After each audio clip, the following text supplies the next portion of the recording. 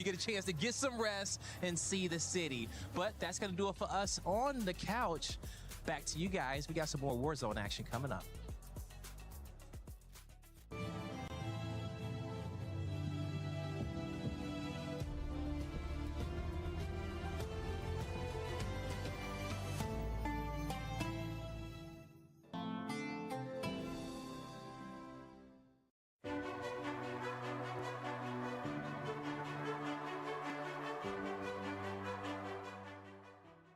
Everyone is playing, you're not yet. EWC Play is your all-in-one platform to compete in fantasy, pick'em, and quests for a grand total of $300,000 in prize pool. Build your dream fantasy team in 5 different games and track your score with live results tables. Predict the winner of every game, every group stage, and every tournament. Complete daily and weekly challenges to earn boosters that help you climb the global leaderboard. Got what it takes? Join EWC Play now.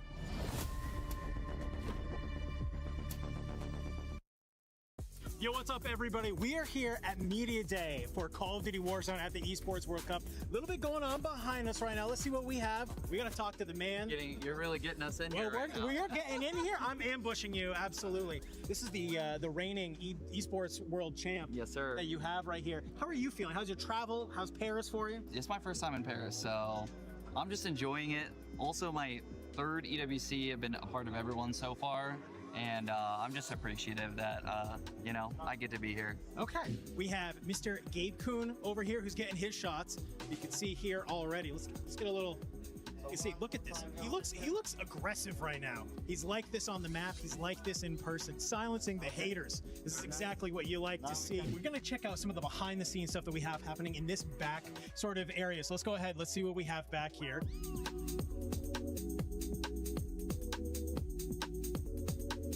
Looks like Mr. Shifty is just getting wrapped here. I don't know if we can actually... Let's grab Mr. Shifty actually out here. Yes, exactly. We're ambushing you just like a nature documentary. Feels good. How you feeling, man? You've been here. You guys have been boot camping in Paris. How you feeling ahead of this week? I'm feeling pretty good. You know, I've been here for a while. I've done this, so same routine as always. You know, just get ready and then go for that shit. It's not the only thing going on, though. We got to go check out what's happening over on the multi-set. All right, gentlemen. I was told that there was art going on in here. Nate, I'm going to ask you in your best words, what is on your screen right here? Talent. I'm going to beg to differ. Give me a different word. Art. Art. I like that one a little bit better. Mr. Trick? A little bit better. You signed yours. Yeah, I did. I'm proud of my work. I know you're not an artist, so you don't really know art, but this is art. It's a signed 1 of 1, and that's what he has going for him. It's good. Seymour, I'm glad that you got to be able to do this, but we got other stuff we got to check out in the back here. All right, we're here in hair and makeup. Everybody's got to look good. Of course, I already look good, but you can see all kinds of players, talent, everybody getting their makeup done. Donkey, how you doing, man? How are you doing? I'm doing great. Have you got your hair and makeup done yet? Yeah, I'm looking pretty, right? Well, anyway, Donkey, how you feeling ahead of the competition this week? Feeling good, confident, a little nervous. You always gotta be nervous, but feeling good though. I don't believe a single thing he just said. All right, we're over here in photos. Got a couple players taking pictures. Spam, come on over here. Come sit down because mainly I wanted to do this because we have Echo taking photos right now. And man, does he look awkward. But how's Paris for you so far? Paris has been amazing, man. I think it's probably the best event I've attended so far. And I can tell you now, there's not going to be another event like this. Okay, that's what we like. How do you think Echo's doing right now? Is he? You think he's not really one to like take instructions well? I wouldn't really say he's in his element, no. Oh wait, look at him. He's kind of hitting that. Whoa. Shame he's got a bit of a lazy eye, but he's got it going. Go on, fella. Go on. That's what we like. And you can see players maybe have to do something a little bit outside of their element for once, but that's what you have to do when you're trying to be the best here at the Esports World Cup.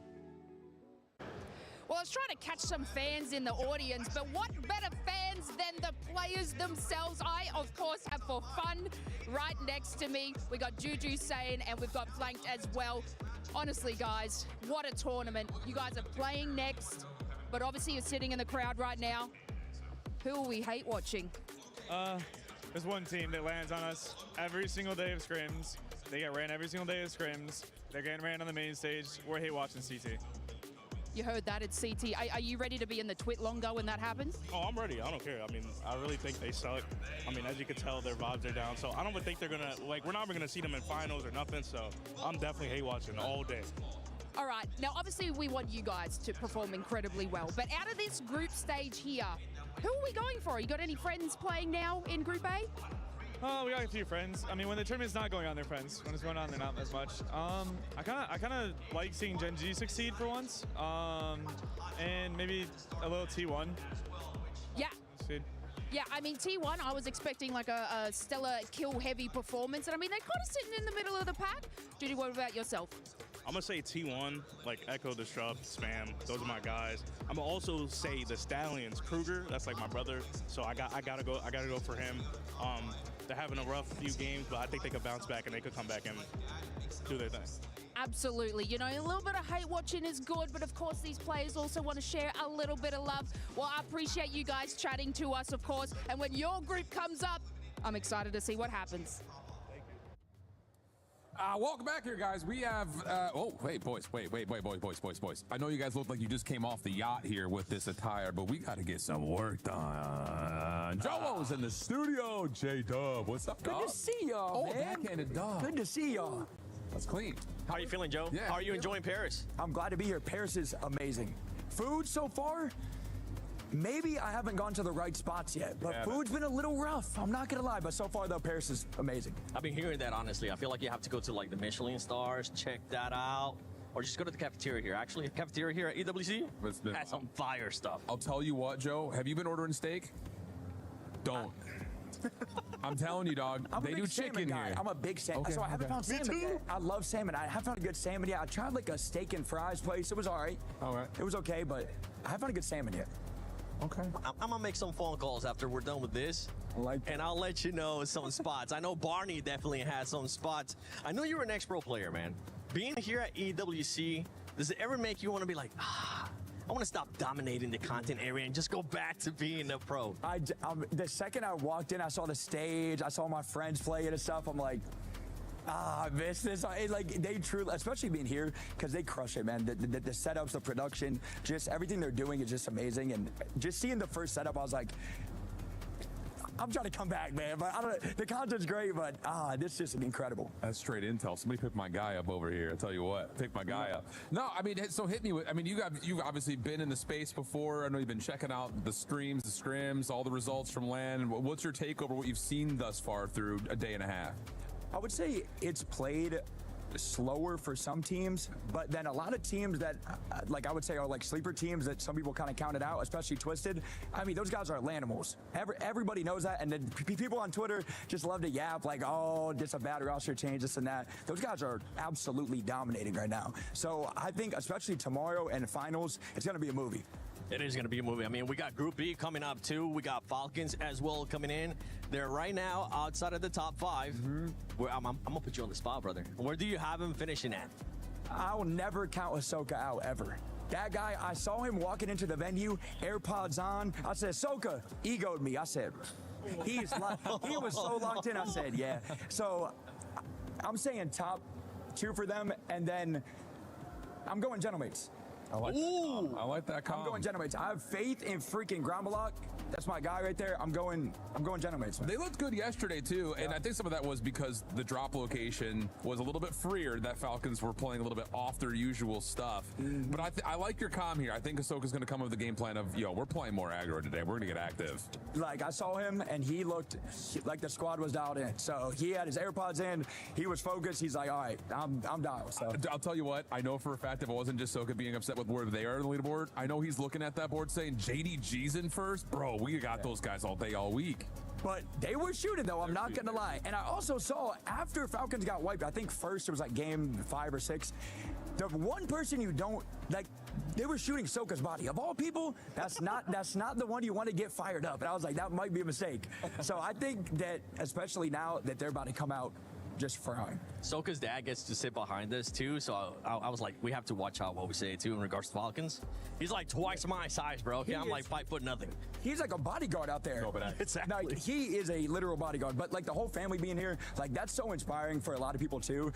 I love to see that kind of stuff. That's amazing. I mean, I would say like, over the course of the last 3 years, we've seen just the general support go up. Like last year in Riyadh, I felt like a lot of people traveled for it. And now that we're in Paris, it feels like everyone's like, oh, well, bet I'm on that flight. No problem. That's sick. Yeah, make them feel a little bit more at home, too, with having their family here. If it's not going their way, we do have a game for you, though, that I didn't tell you about earlier because I wanted to surprise you with it.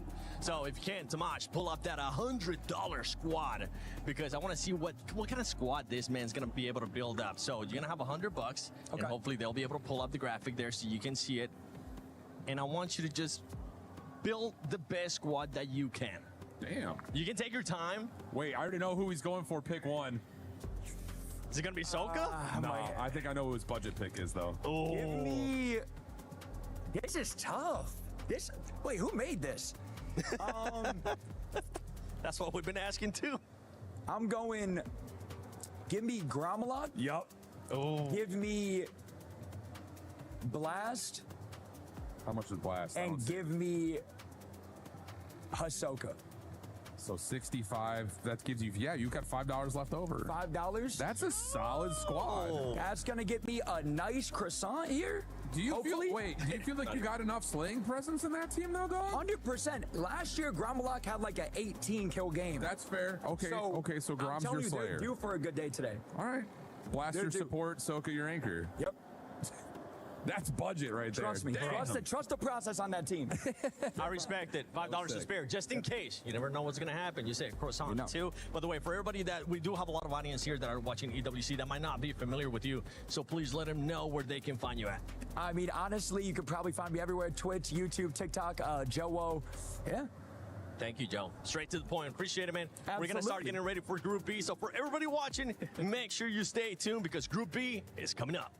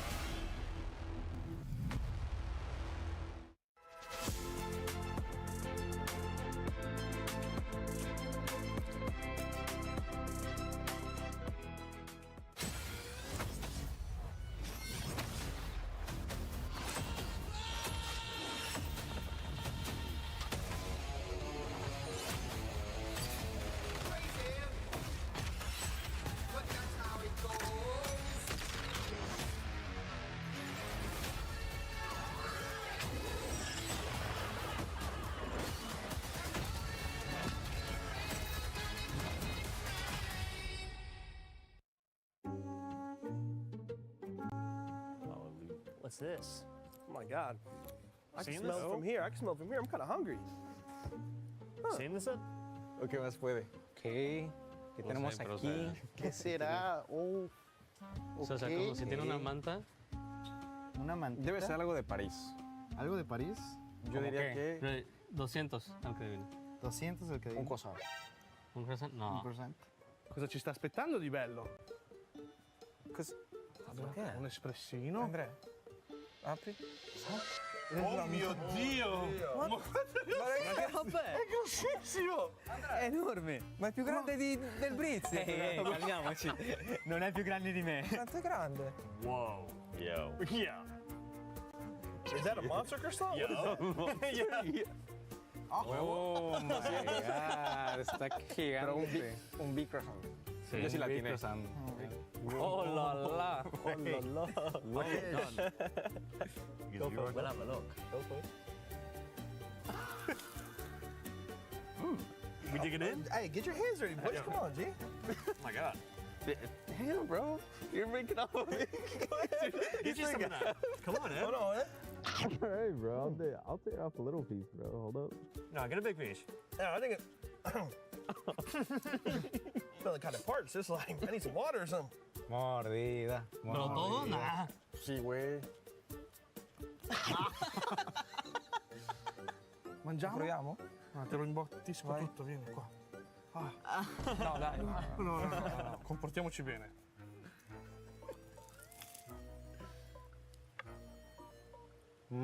¿Sí se rico? Bueno. Está bueno. ¿Cómo que sabe? It's actually so dry, I can't lie.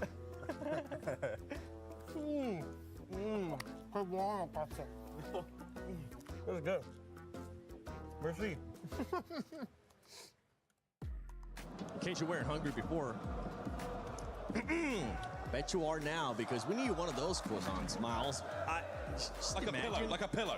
Us holding a croissant right here, they're staring at us, we're just biting into it like Lady and the Lady Tramp. and the Tramp could never. They could never. Yes, sir. Welcome back, everybody, to God Warzone Resurgence Championship at EWC 26. My name is the 7WG, joined by Miles, Lace, and none other than Whole Shift, and the fans of Leviathan, which they're going to be hoping that they can make it into survival, because this squad did end up struggling a little bit yesterday. They need some ayuda. They need a lot of help, tell you what, because they're currently sitting a little bit on the bubs to be eliminated. Not great news. Need to step it up today. The bad bubs, the dangerous bubs, the go home with the early bubs. They don't want that. Yeah, Miles, we don't have any security here. Even the cameraman's over there. That's what we're saying, and that's absolutely fine. We do have some jewelry, though. I mean, we can throw down, but one team that was able to throw down was JD Gaming, being able to finish at the top with 146 points. A big surprise, though, is that third place, G2 Esports. I know you've been keeping an eye on them, Lace. Absolutely. And I want to sort of touch more on the players. Big man. Shout out to him.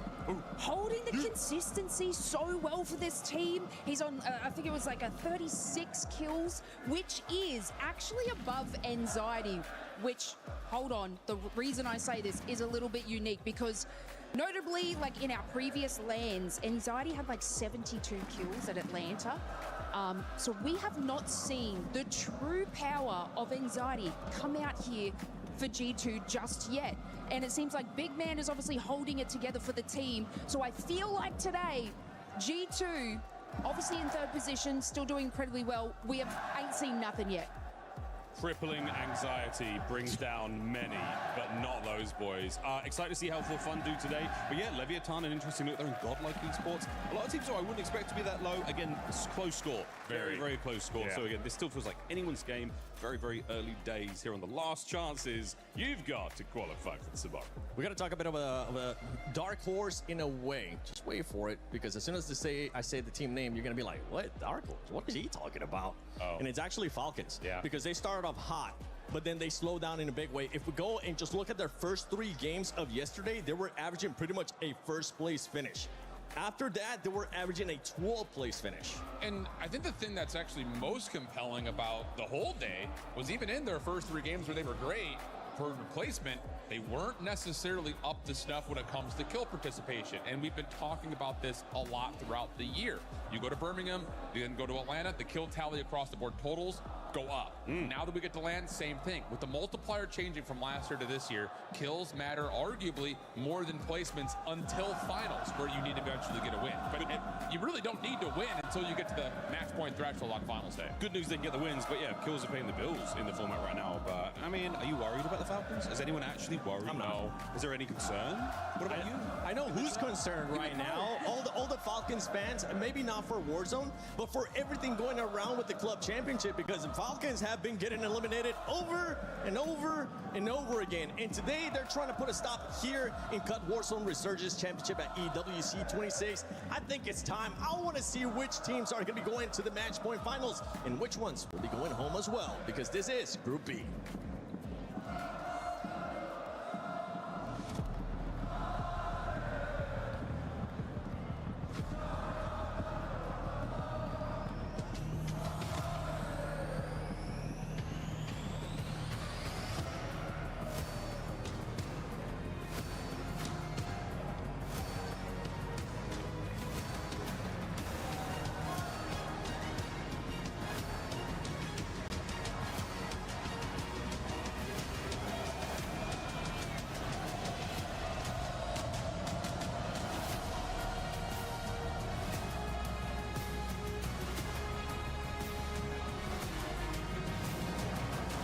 Ladies and gentlemen, coming to you live from the Gadia City Grid. Just 6 maps remain in our group stage, and after seeing 3 teams sent home, reality is now setting in for Group B. Il est maintenant l'heure des 6 dernières games de ces group stage, mesdames et messieurs. Le groupe B va se terminer comme vous l'avez vu précédemment. Les 3 dernières équipes ont vu leurs clés être détruites, finir dans le crusher. Il faut absolument éviter ce bottom 3. C'est également le groupe de Gentlemates. Ils sont chauds, ils sont là, ils sont prêts, Barney. Yeah, that is right.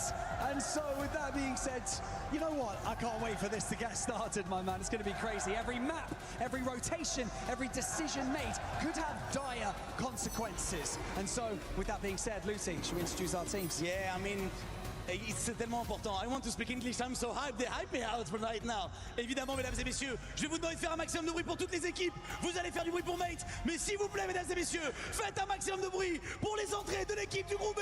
À commencer par Fnatic.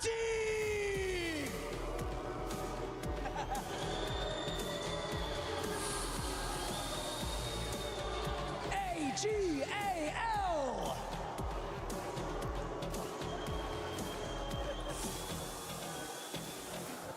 Gamax Esports.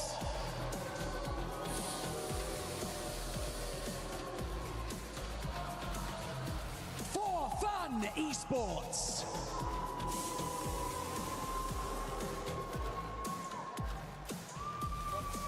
Ninja in Pyjamas E-Star.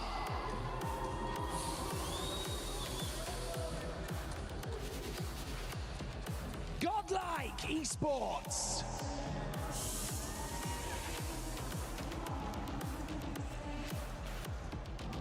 G-Day Gaming.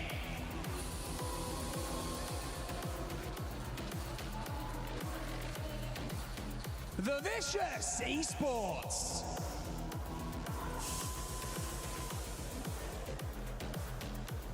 Team Nemesis.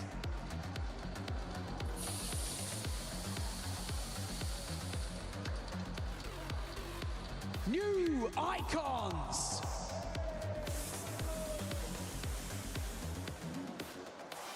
Catguy Vadati.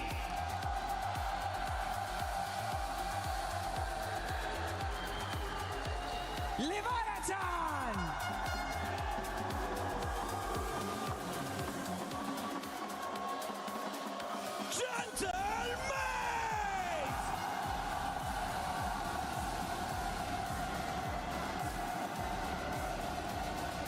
Team Orchid.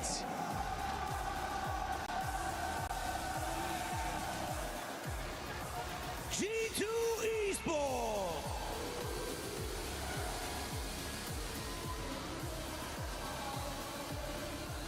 And finally, your reigning club champions, Team Falcons.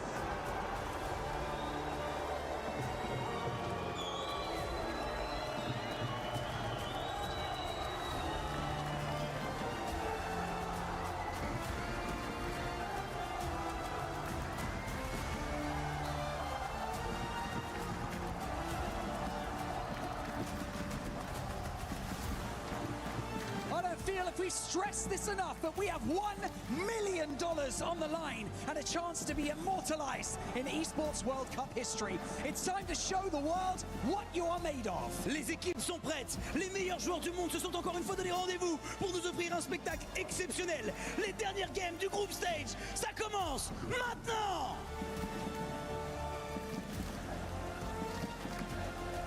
Group B is here, and I couldn't be more excited. Goja Seymour on the mic, leading into what could be a chance for some of these teams to change their fate in day 2, and for some, untimely demise. They're going to be sent home, just like we saw in Group A. It's going to be a ton of fun, and looking at our players, looking at their walk-in, Seymour, I saw some nerves, but I also saw some determination from the likes of the Falcons. And I saw some fun, too, from AGAL. I mean, I swear it must be a bit at this point that they're going to have a different walkout every single day that we see them. No, I think you're right. A little bit of fear in the Falcons after day 1 doesn't really go the way that they expect. They're outside of the top 5. They got to find their way back in if they want to make it to Sunday with no issues. We might be seeing them in a survival stage. Yeah, there's so much we can talk about, and I think, frankly, of course, we do need to talk about yesterday. The Dest did a great job of doing that, setting us up for today. But one thing I want to talk through is some statistics. What are some of the scores that people are trying to go for? You've got to remember our 2 different bubbles we're going to be paying attention to today, just like we did in Group A. Yeah. The bottom 3 go home, the top 5 go straight to the finals. The scores to beat if we were to repeat history from Group A. Gen G get 5th place in Group A, 177.4 points. That's the scores we're looking for. And on the other side, it was PBJ actually holding the line down at the bottom, getting 13th. Still going to the Survivor stage, 127.8. So those are the 2 scores I'm going to be looking out for today if it is a repeat of Group A, which of course it could be slightly different. And for 5th place in Group B, we're looking at AG Global just hovering underneath 100 points, 98.8. On a good pace. On a good pace, for sure. Orchid right below them, 88.6. So a little bit of work to be done on the outside of the bubble for top 5. And the bottom 3 teams that need to make some changes today. Leviathan, Godlike, and New Icons. And the biggest surprise was Leviathan after the start that they had on Havens. Yeah, I've got a challenge and a charge. I don't do this that often, but I am going to challenge Leviathan right now. You have to come out as hot as you did yesterday, starting things off in Havens Hollow, and you somehow, some way, have to do it again and again and again and again. It's not good enough for a team like Leviathan, who has this caliber of players. You've got rookies like Criminal God that are difference makers. Amir, who is a veteran in the space. It is not good enough to scrape by, not at this stage with how close this leaderboard is. And they just continuously found some issues by other teams that just were rising to the occasion in day 1 from Group B. I mean, JDG, they were constantly keeping Leviathan on the back foot. Same thing with NIP as well for a lot of those early games. Gentleman's had a fantastic day 1. That was a big stunner, but why did Gentleman's have a day 1? It's because they were left alone by the Falcons. So it's just going into Havens Hollow, what changes for a lot of these teams? Does Falcon go back to what was working beforehand? Does NIP continue to stay consistent towards Mansion? Will JDG continue to run pace through these maps? It's just, there's so many questions. I've got to add the extra data behind this JDG domination. They're at 146.2 points right now. That means they're through. Like, they're pretty much through at this point. I already told you what the metrics were. You're trying to beat 177. As long as they don't completely just crap out for 6 games, they're going to be through. They need 30 points in 6. That is very easy for a team of this caliber. However, the rest of the teams that you mentioned are fairly far behind. These guys have a ridiculous amount of kills already. They have 104 kills, and only 1 map have they not been top 5 in the first 6. They got 6th place in game 1 yesterday. How insane is that? Averaging well past top 5 every single map is really impressive stuff. You're right, NIP's had a great day 1, going into day 2. Let's see if they can keep up the pace. And again, I think when you look at the bottom of the leaderboard, it is also worth mentioning teams like For Fun, Fnatic, Nemesis. They're all, yes, technically safe as of current, but the point spread from 13th all the way up to like 10th, no, 14th all the way up to 10th is 5 points. Yeah. Like, we have no clue how this is going to shake out, and I think that's what makes it so fun to watch, is that this day 2 right here, even maybe the first map, could dictate a ton for this leaderboard. Not to mention, Leviathan and Nemesis are quite literally tied 14th place right now for that elimination spot. And you look at the fans, they're showing up. They're hoping that Dumir can lead this team to a better day number 2. Team Nemesis, same thing. I mean, we love this story. They show up for their boys. I mean, they're always a hoot to be watching. And for the lads down under, it's just how do you show up on day 2? How do you get some movement going? I think that towards the end of day 1, we saw Nemesis looking a little bit better, some better placements, more kills. It's kind of like the opposite of Leviathan. It's just how do you start like that? Yeah, as much as I want to keep talking about the Falcons as well, because I think there's some fun storylines there, I will mention them in reference to another team. Remember, the Falcons go down first. They landed on the Vicious, and the Vicious, they lived up to their name, man. They got vicious. They slammed them at the very beginning, shot their bodies, and sent them packing. And these guys, the Vicious, kind of came out here and surprised some folks. They've moved up the leaderboard. They're in 8th place right now at 68 points. And I mean, this team, they're fantastic when it comes down to contesting a team one-on-one. The only thing I think for Vicious that can get better in day 2 is handling those third parties, handling when, you know, they're dealing with multiple different teams at the same time, because they're fantastic when it comes to their mechanics, their gun skills, their fights are so good.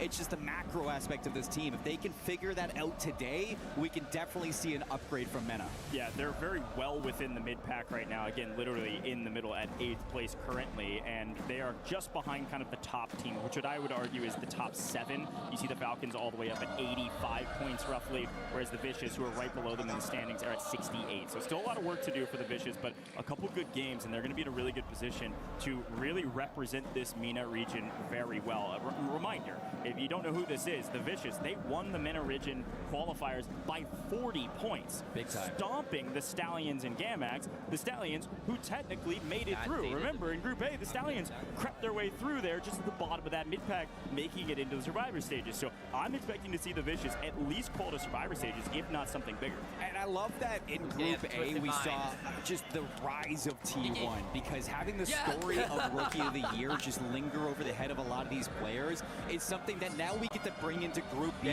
for this Orchid team, because Orchid just above Falcons is the next one that we got to talk about, because when you have Serial underperforming, that leaves some questions for Team Orchid to see if he can step up. Sizzin, he's the 2nd highest kills after day number 1. He was sitting at 39. Huge. If he keeps that up, that is great for Orchid, but he needs his rookie. Yeah, I mean, Sizzin is doing an unbelievable job for this roster. They've been put in a blender a bit by the zones and a bit by where people have relocated to on the north side of the map. On even a map like Haven's Hollow, they really started out slow. Remember, AG Global came and played up here at G2 is what we call it, in top right-hand corner by Research, and it really messed with Orchid's flow pretty early in this competition. If things change on this map, if AG go all the way back to Chapel, you can see Orchid pop off here. And Goach, how about G2 today? Come on.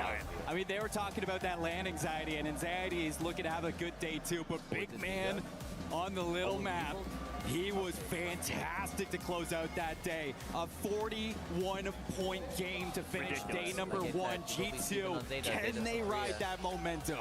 Yeah, man, G2 was a little quiet, like you said, at the beginning of yesterday, and they ended with a huge bang. So excited to see more G2 as we kick things off here in Haven's Hollow. Let's see if they can get a little bit more mixy.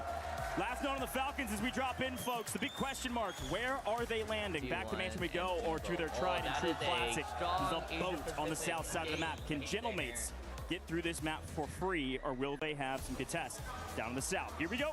Loading in, ladies and gentlemen. I know our Gentlemates fans are getting loud, but let's get everybody loud and look at this.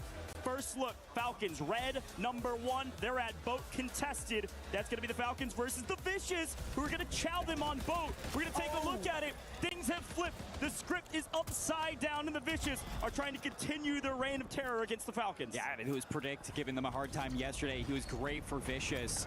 You can see the Falcons not really expecting this contest right on, but back to the basics, and you can see if they can, their tried and true will work out. It's a gamble in the riverboats, and so far they were able to regain. You got some self-reses, you're getting your loot, you're getting underway, and it looks like at the moment they're just trying to coexist. I got really excited about this drop, and I think this fight is very important. Quickly, though, we saw it on the map feed. We are going southwest. We are going Main Street is our circle, so Research is nearly empty. Mansion, only one team there. Everybody on the south side of the map now as they prepare for our first southern zone in Haven's Hollow here for Group B. Yeah, that's gonna mean some early rotations from Research. Pawn's gonna have to work their way on down. Same thing with Mansion, but There's a lot of teams Big to pay fight. attention to. Sold's gonna take one down, get one knocked out, try to challenge the second, he gets it!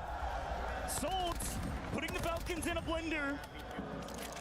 Hisoka last alive, gonna be underneath. He spots it, can he get all three? Hisoka's on 1 HP in a dream, running for his life. How many times have you said this? Is there a chance that he can stay alive long enough? Falcons are out. Officially, the Falcons are the second team to go down following Gamax. Oh no. The Vicious flipped the script, committed to the play. They said, we're clearly in the mid-pack, let's find our way to the top 5. That's one way to do it. The Falcons gonna have to regain in map number 2. Fly high into game 2. Vicious, what a story we are getting. So early kills from a lot of teams, early positioning, looking to start to work their way over to train station. You got 3 trios fighting for positioning in this POI, and it's new icons actually trying to take down a big squad here of Leviathan. Leviathan, this has been the fight that they won early in Haven's Hollow yesterday. Is how they started off with the banger. They're going to win this one as well. At least one goes down, Criminal God. Be able to find his first. That's Train Station. This is the POI they've been fighting over for a while, and they've already been pushed out. It's actually the bottom 4 teams really fighting it out to start it. Leviathan, Nemesis, and new icons. This is not the guys you want to be fighting. Gentlemates fans getting very loud. You might be wondering, where are they? And yes, that is the beginning of a great song, but they're actually up at the top over at Cole. This is where they land. They're working that northeastern side of the map, working their way from Cole into the zone. They're not in urgency to go find some big plays. They're just sending their fraggers out to go find kills. We'll check in with Gentlemates in a little bit as they take a couple, as we see actually Kazu finding one on main. This is down at Monument, southwestern side of the map, right on the corner. Just trying to weed out some of the regainers on the outside. Yeah, and I mean, not too much to worry about right now. If you're Team GUI, you got Orchid close by, and they do have the high ground, so they're going to keep you pinned down. I think that's something for Orchid, that they're going to look for some early KP here along the main street, see if you can work your way into JDG to shut them down in game number 1, because that would be a huge thing for your squad. Here's Fnatic, here's Gentlemates. Quick look at him with a little bit of help. Some other teams somewhat in the area. We do swing back to Barn on the edge of Mansion. NIP might not have seen them yet, mainly because, well, Mansion was free. They've been hanging out up there, and now are working their way south. The only team to land up there because of what the Vicious were able to do just a moment ago. Dropping both. AG do drop at Barn as expected, Chapel, and they're going to be holding these teams trying to rotate in from the north. It looks like G2 going to be meeting the likes of Godlike. Anxiety finishes off on Intex. Swizzen and Orchid still holding Team GUI into the back of patio. Here comes Gentlemates working their way into the territory of NIP, working away from Mansion. Watch out for AGAL as well. Gonna work their way from Trainwreck into Barn. They want to get to this circle, and they're gonna be held by a couple different teams. NIP, like you mentioned, AG. Big teams in the area. Fnatic also potentially. One could even shoot them in the back if they're not careful. They've got to get some intel. They're going to chow Scumming down below. Easy take. The crowd goes insane for a single kill on main because they know the Gentlemates are heating up. Reminder, Gentlemates won map 1 yesterday in Group B. They're going to try to win again, but this is a much more difficult circle for them. And it was a 35-point game. It was the best game out of the day. So we're going to repeat that. Big crunch into the trains. They don't know where this player is gone. Finally finds him. Resolve gone. Not the full elimination, but look what's coming behind them. It's going to be likes of NIP actually taking down Enkyo and forcing you away. This is a really nice take. Oh, I thought they were going to commit. I think NIP should have committed to that. They had their anchor free and Barn totally safe, and they had Enkyo down. They could have full committed for the Gentlemates fight, but they're going to play a little bit more safe. Fair enough. Want to maintain control of the north. They're a little bit afraid that their anchor could get swung on. Yeah, don't want to get third party here. So you're in the middle. AG Global trying to regain, but Knight's going to be caught there, leaving 2 players alone now in the water. See if they can get Knight back. That was JDG inside Main Street, holding things down to the middle. Everybody just finding their position as the circle starts to close off. This is where we're going to be looking at players just to find a way to exist. For Fun are going to be holding at train station, but we got to get back to see what's going on with the Gentlemates. They still have to make it into zone. JDG, our top team today, on the leaderboard. Not too much to write home about for this team of 3. They've just been working this mid-map, waiting on everybody else. Here goes the Gentlemates, find one. They've made their way into zone, clearing a pathway for the 3rd. You want it to be clean, because if not, you know JDG is going to send that. They want to get rid of Gentlemates. They know it's the only team that's looking to contest them on the main street. Yeah, Fnatic in trouble now as a solo. Great job from the Gentlemates to clear out 2 out of 3 members of Fnatic to own a place on edge of zone. Working their way into main street. There's plenty of cover to hold everybody else. Here's a look at the zone quickly as JDG is on the hunt. Gonna find Gentlemates on main. Melvin shoots one, gets it. Drumlock down, one on the outside, one on top. Smartly heading inside to play with his teammates. Melvin, I mean, he was the one to lead this team to that first place finish. Looking for the rest. Extra gets caught. Fnatic down another player. And on the outside, it's Vicious trying to find some ways into the building. Good turn and burn from Solds, but you lose Adrenaline. It looks like the rest of JDG just trying to find some space again to regain, hold themselves, not get too mixy. You don't want to get third-partied at this point of the game. All 3 of JDG are up. All 3 of Gentlemates are up, but both just had a player fly back in. We still have 14 out of 15 teams that are in the lobby. So 14 out of 16. Only 2 now, 3 teams out of this lobby. That's Levi finding his way back to the lobby. That's Nemesis cut down as the JDG versus Gentlemates fight continues. That is not good for Nemesis, who are trying to work their way out of an elimination spot right now. An early exit from game 1, work to be done in game number 2. Everybody starting to work down to the southwest, and it looks like it's going to be a late rotation from both Gentlemates and NIP should be the last ones, but NIP are being held right now by For Fun. Yeah, this NIP For Fun battle is a big one because it's the battle for the north.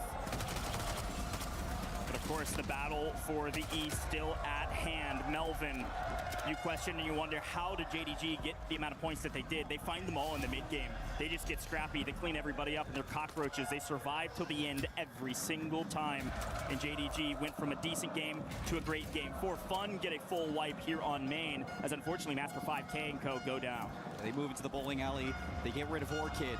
And they're starting to find some space into the circle. Late rotation from the anchor player of For Fun. He's still not in there, and he's got to be worried because in the church, it's going to be NIP working now. You might get caught on rotation by these 3. Let's listen in as they rotate in to see if they can get there safely. Left! It's only one guy, bro. Bro, just...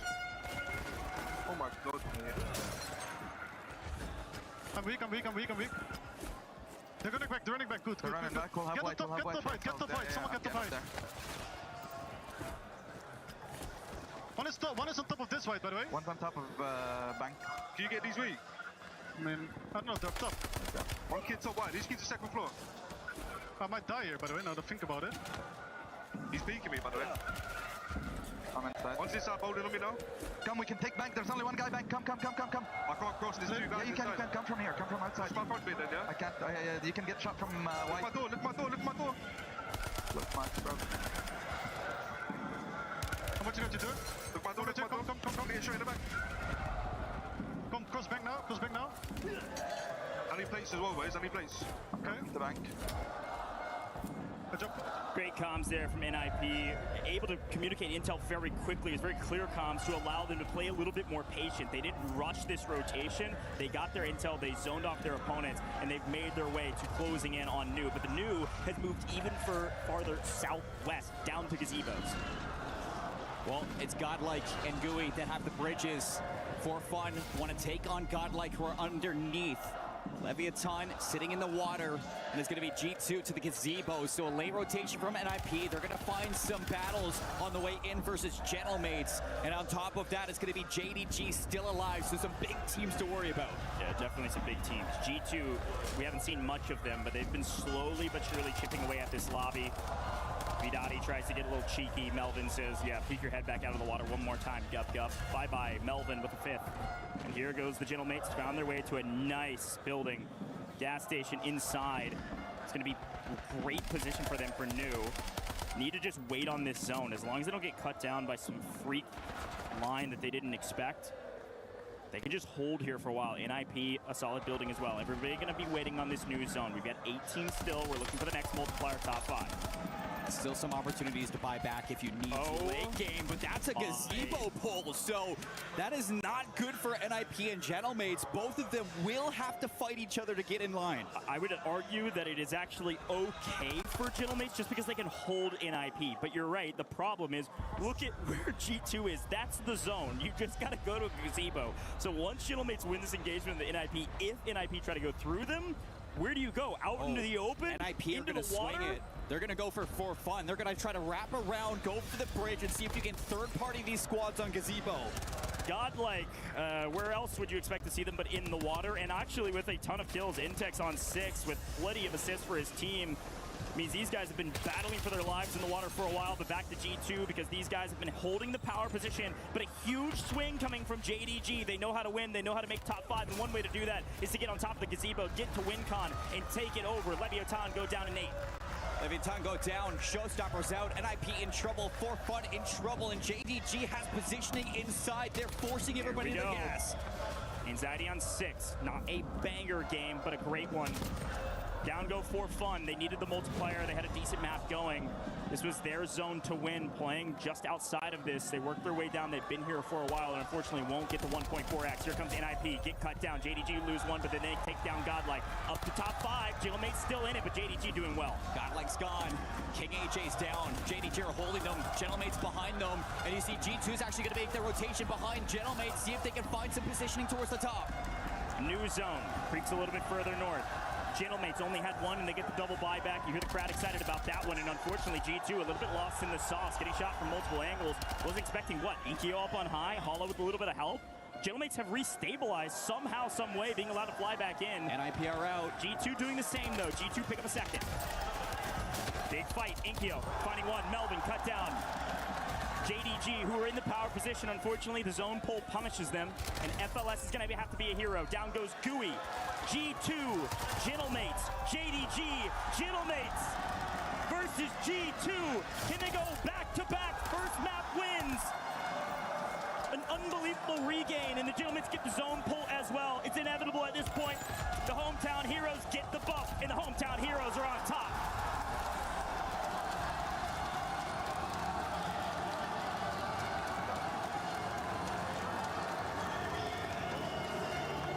Day 1 kicks off with the mates. Day 2, same thing.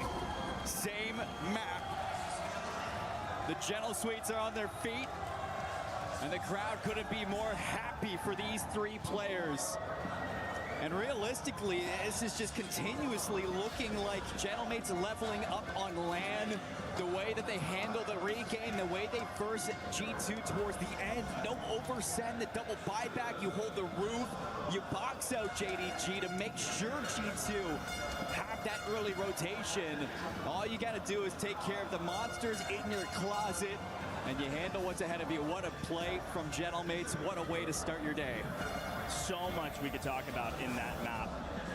The main piece, of course, Gentlemates winning, but they do it. You gotta remember, they start in cold.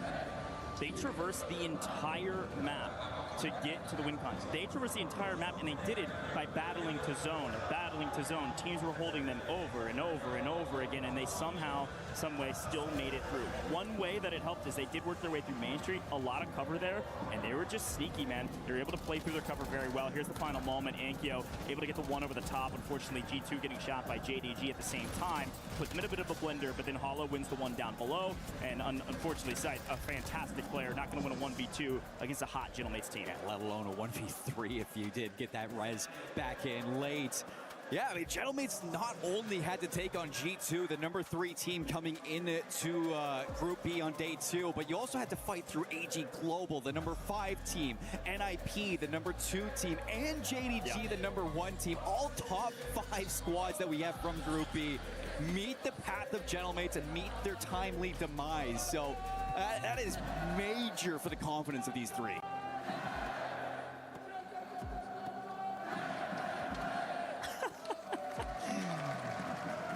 They've come out in droves for the second half of the day. Group B, Gentlemates feeling fantastic. To temper expectations a bit, this is the way they started yesterday as well. I'll be very curious to see what their scores ended up being. Great wherewithal to get that double buyback as well in the late zone. Gentlemates can't pull that off if they don't get that buy. I mean, it was a first place in day 1, followed by a 9th place. and then a 6th and a 14th. So it's just continuously keeping that consistency. Of course, all eyes on Hisoka and the Falcons. Kennelmates see it as well, and they give him a quick boo because, well, frankly, maybe a little bit of boo will get some fire in their bellies because, my goodness, what a play. Such a high IQ play, honestly, from the Vicious. I don't know if it was a coach call, an IGL call, or what, but to know for a fact that the Falcons were going to go back to boat and just ego challenge them and then win, I mean, that right there is somebody trying to prove that they're the top team in not only their region, but also here on main stage. Folks, we're going to check out some quick content, take a look at what's going on in the scenes. We'll be back with the second Haven Talo map.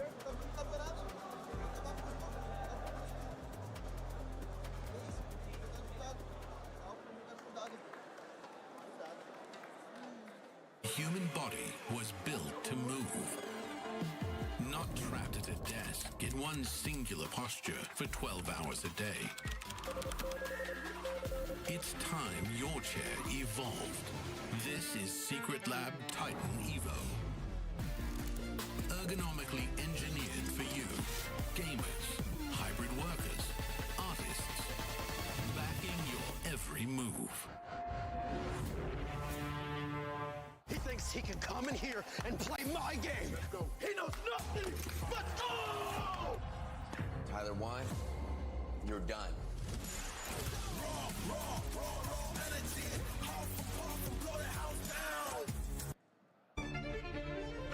Huh, that's... probably need to talk to Almond from Twisted Minds.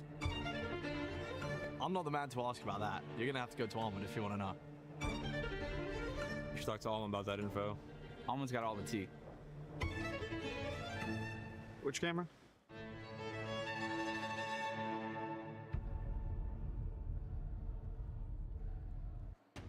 Here we go, drop number 2.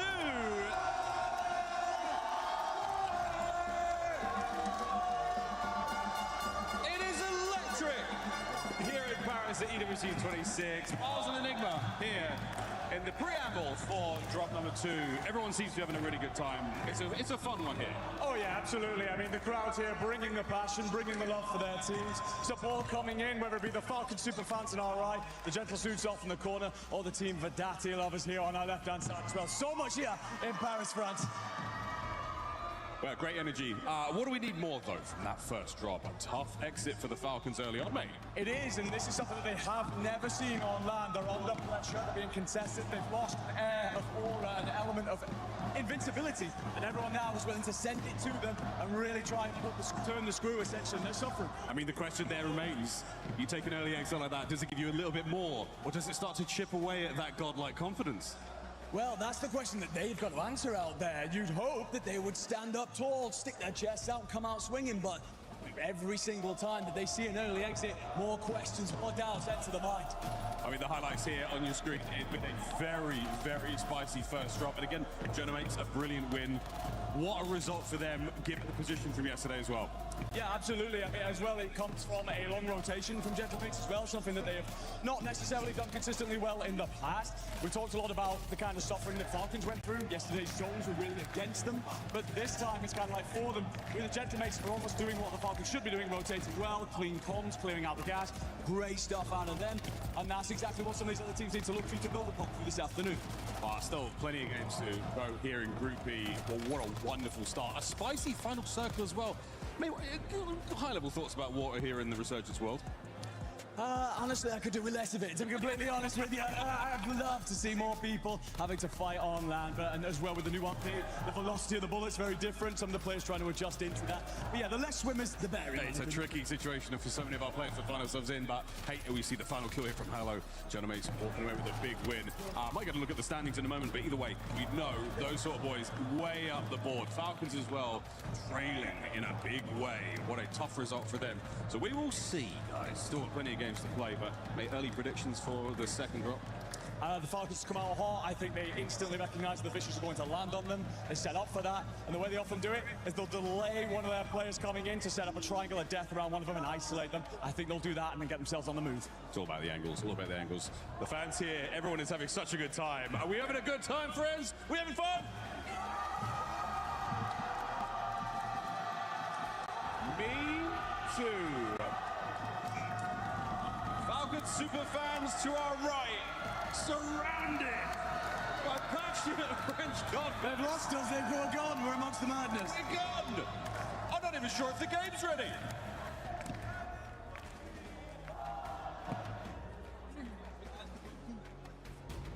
All right, thank you so much, Miles, and, well, Enigma as well, and frankly, the fans, because the fans made that segment fantastic. Holy cow. We got fans all over the place and from all over the place, and that's what I love about EWC here, Seymour. Really cool to see fans for Orchid, Vidati, and everybody sitting next to Miles and Co. I never thought I'd see Enigma in a different French crowd than the Gentleman's. I'll be honest. Sure. I think they have to have some words right there. But no, I think that it's great to see the crowd turn up. As always, we love to see it. And they brought up some really, really good conversations there, both Enigma and Miles. And the big one is the godlike personality that the Falcons do have is starting to get chipped away. And who would have thought that the boogeyman in their closet was another meta organization in Team Vicious coming through, shutting them down. I mean, Falcons coming into this game too is going to be a huge question because in the last 4 games, they have a 10th place, a 10th place, a 16th place, and a 15th place. They are hitting nothing. Well, don't ring the alarm bells yet. The Falcons have not gone through every single qualifier without a couple frustrating points. So this isn't totally, out of left field for them, but definitely something they can come back from and could potentially just turn this whole leaderboard on its head in a blink of an eye. But it's even the wins they had yesterday. Their first place win, the second win that they had was only 10 kills. Like, even when they do win, they're not getting many points behind it. It's the reason why they're outside of top 5. It just doesn't look like the same Falcons. Sure, totally fair. I think worth mentioning, we haven't taken a look at the leaderboard yet, but from what I can see, the Falcons actually haven't moved in place. They're still in 7th place. Some of the folks behind them are slowly but surely catching them, now a little bit closer to them than before. But it's time to get into the map, folks. Havens Hollow, the second time we'll see it here for Group B, and the last time we'll see it for Group B. The next time you see Havens Hollow, it will be in the Survivor stage tomorrow. So let's get it and see where we're going.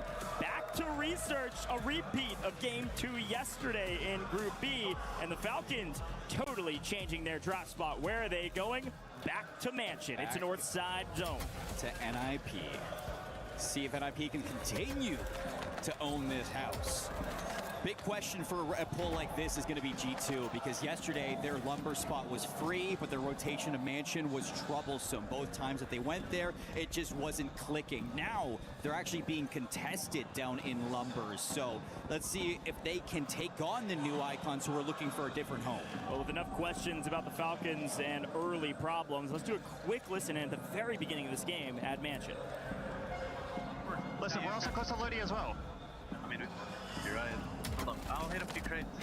I'm in LT right now? Alright, I'm on your kitchen steps. I'm on your kitchen steps. Swing it to you now, Chris. Yeah. I went up kitchen steps. Yep. Alright, they're about to counter small. They're literally fucking stuck small. Alright, I found a PA too. I found a PA. Fucking scared. I just got a bag. We get Lodi. Money only. I'm looking for more money. We get a UE too. You want to play the front or the back? We can play. I mean, bro. I got the back. Here. Play the back. One more. We have it. We have it. Start wrapping back. Go to the back. Go to the back. You got to set up again. We got to reset up. All right. Yeah, it looks like they haven't even taken any fucking space. I'm waiting kitchen. I'm waiting kitchen. Come follow me up. They're tweaking. Drop money behind you. Okay, I dropped. Here, I'm shouldering out or small. Nothing in the small room. Okay. I'm ready. Here, let's go S1. You never drop money. You guys never drop money. Here. Nothing S1. Could be S2 though. Here, I dropped you money as well. Okay, I'm gonna peek S2. I'll jump down. It's funny when we see Falcons kind of setting up. They want the back of this Mansion, and NIP are happy to give it to them. NIP just want a kill box set up around the Falcons so they can't leave. Yeah, a decent listen in for sure as they get prepared, but of course we have to turn our eyes to other fights, and the main one on your screen right now, the Vicious. They don't have the Falcons to fight for, so where do they go? They actually headed over to Colt. So Solds, Adrenaline, Brett, they want, yes, the Falcons, but they want the Gentleman's as well. Sol's trying to hunt him down right now. This team trying to play spoiler to everybody else to protect themselves up the leaderboard. Did well at the beginning of last map. They went down fairly early though, and they go for the kill, and nice trades there from the Jailmates. They'll get it. Really well played together as one. The fragger for the Vicious goes out. Solds doesn't get anything for it, but they're safe. They're in servers. They're hanging out over at Research. They're gonna be chilling here for a while, and the Jailmates have coal for free, so so far so good for these guys. And you might have the head-to-head versus the Falcons. Gentlemates, different team, different approach. Not going to be the same, but you do have that anchor, like you said, and the regain's going to look good. AG Global, not the greatest game one. Another team that kind of felt their demise to the Gentlemates. They're going to be sitting at the barn. They have the rotation actually from Levy a ton to worry about, and KGV there as well. Gooey trying to hold them off. Will be a late rotation from JDG, so there's actually a lot of traffic that's going to come from the barn. It means that AG Global, they don't want to waste resources on these latent fights. Kazu isolated.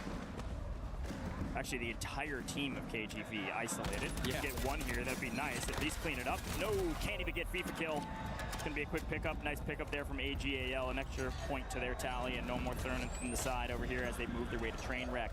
Third will be flying in. There they are, all three together. Bang. And so we turn our eyes across the bow to barn, like you mentioned. We can see Leviathan get there, and mostly for free. The rest of KGV, look at that, Vidati hiding inside. Leviathan move their way forward and try to put their anchor safe in barn and then go play. They see a couple folks down below, so they're going to try to win this engagement to clear out this side of the map. It's going to be fun. I mean, we had so many teams in research yesterday for that game too, and it's looking to be the exact same thing. A lot of teams trying to find themselves into the circle. You see that Leviathan now in the barn, holding off on JDG, who are actually just down to one. JDG in a little bit of an issue, so Leviathan have an opportunity to start climbing their way out of that elimination spot, and they want to do it through barn. Quick look at our map. You do see G2 in that light blue, number 4 now on main. They've been playing through Lumber. They're going to have to work their way through Gentlemates. This is the classic fight that we usually see between Gentlemates and G2. If they're forced to move north, G2 have to go through the Gentlemates. Gentlemates are going to hold the line and try to hold a team that is near them on the leaderboard. They've been winning this one. Past day and game. We ended with Gentlemates versus G2, and it looks like they're going to have to get through there. There goes Team Vicious. Orchid going to be the ones to eliminate them inside of Research. So Zariel and Co have to find themselves a way in. They're trying to look through with their battles, but they lose the rookie and they lose Sleepy as well. So what's going on here for Orchid? It's just another fumble inside. Yeah, a big fight for the inside of Mansion. Research Center. Research can hold so many teams like we saw yesterday. But which level do you take and which teams can you take down? We've actually got more folks on the outside than usual because it actually looks like Fnatic have found a ton of kills inside. Haven't seen anything come out of Mansion. I don't know what's going on with NIP Falcons and Nemesis because it just seems like nobody wants to make a move over there. You remember in that game too is where Falcons actually got the train tracks and won that game. Big look on the right-hand side. This is your leaderboard as of current, okay? So JDG still leading the charge. Gentlemates still top 5. AGAL still top 5. About the same even after the end of last map. JDG only a couple points away from that metric of success in Group A. I think they need 4 points to tie 5th place from Group A at the end of 11, and they're doing it in 6.5. We're looking at AG Global, trying to push into Godlike on the outside of the fences. Good damage there, but haven't found the knock just yet. Finally, Scummin gets it done. Still looking for the regain, looking to see if he can wipe them. Gentlemates just got wiped. G2, it was anxiety to finish that one off. A lot of contesting going on through the edge of the circle as teams are trying to find their positions. Yeah, we've been paying attention to this research fight for long enough that G2 and Gentlemates fight just overcooked a little bit. Gentlemates lose one, they lose their fragger up front, and G2 pedal to the metal and swing into Cole and take charge of it. Quick look at him, there's G2, south side Cole, complete control of the Cole side. If this does pull out of Research, this zone will dictate a ton of rotations. It's gonna go dead center of New, so Research still in it, Cole still in it, G2 gonna hold the line on the south side of the zone. And my eyes are gonna be on AG Global because this is the exact position AG Global have that won the Falcons that game yesterday. So will the Falcons go try to take them away? Gonna have to wait and see as Gooey's getting sent. JDG, as per the usual, playing spoiler and playing cockroaches on the map. They were down to a solo a moment ago, but that's Resurgence, baby. They're back, and they're slapping Vidati and Co. around, and with the help of a mirror over the top, PA comes through, and it looks like Vidati's team have lost their place on the map, and it looks like lost their place in the lobby. They're going to be headed back out of this game. 13 trios. Uh-oh. For fun, gone as well. Can't get anything going today. And definitely a position of trouble as we look at Research. And just like that, we're down to 11. So trying to get into the top 10 now for these squads.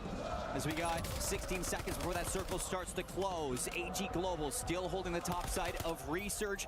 Both NIP and Falcons have yet to leave the mansion. Nemesis are going to actually try to gatekeep them from the courtyard.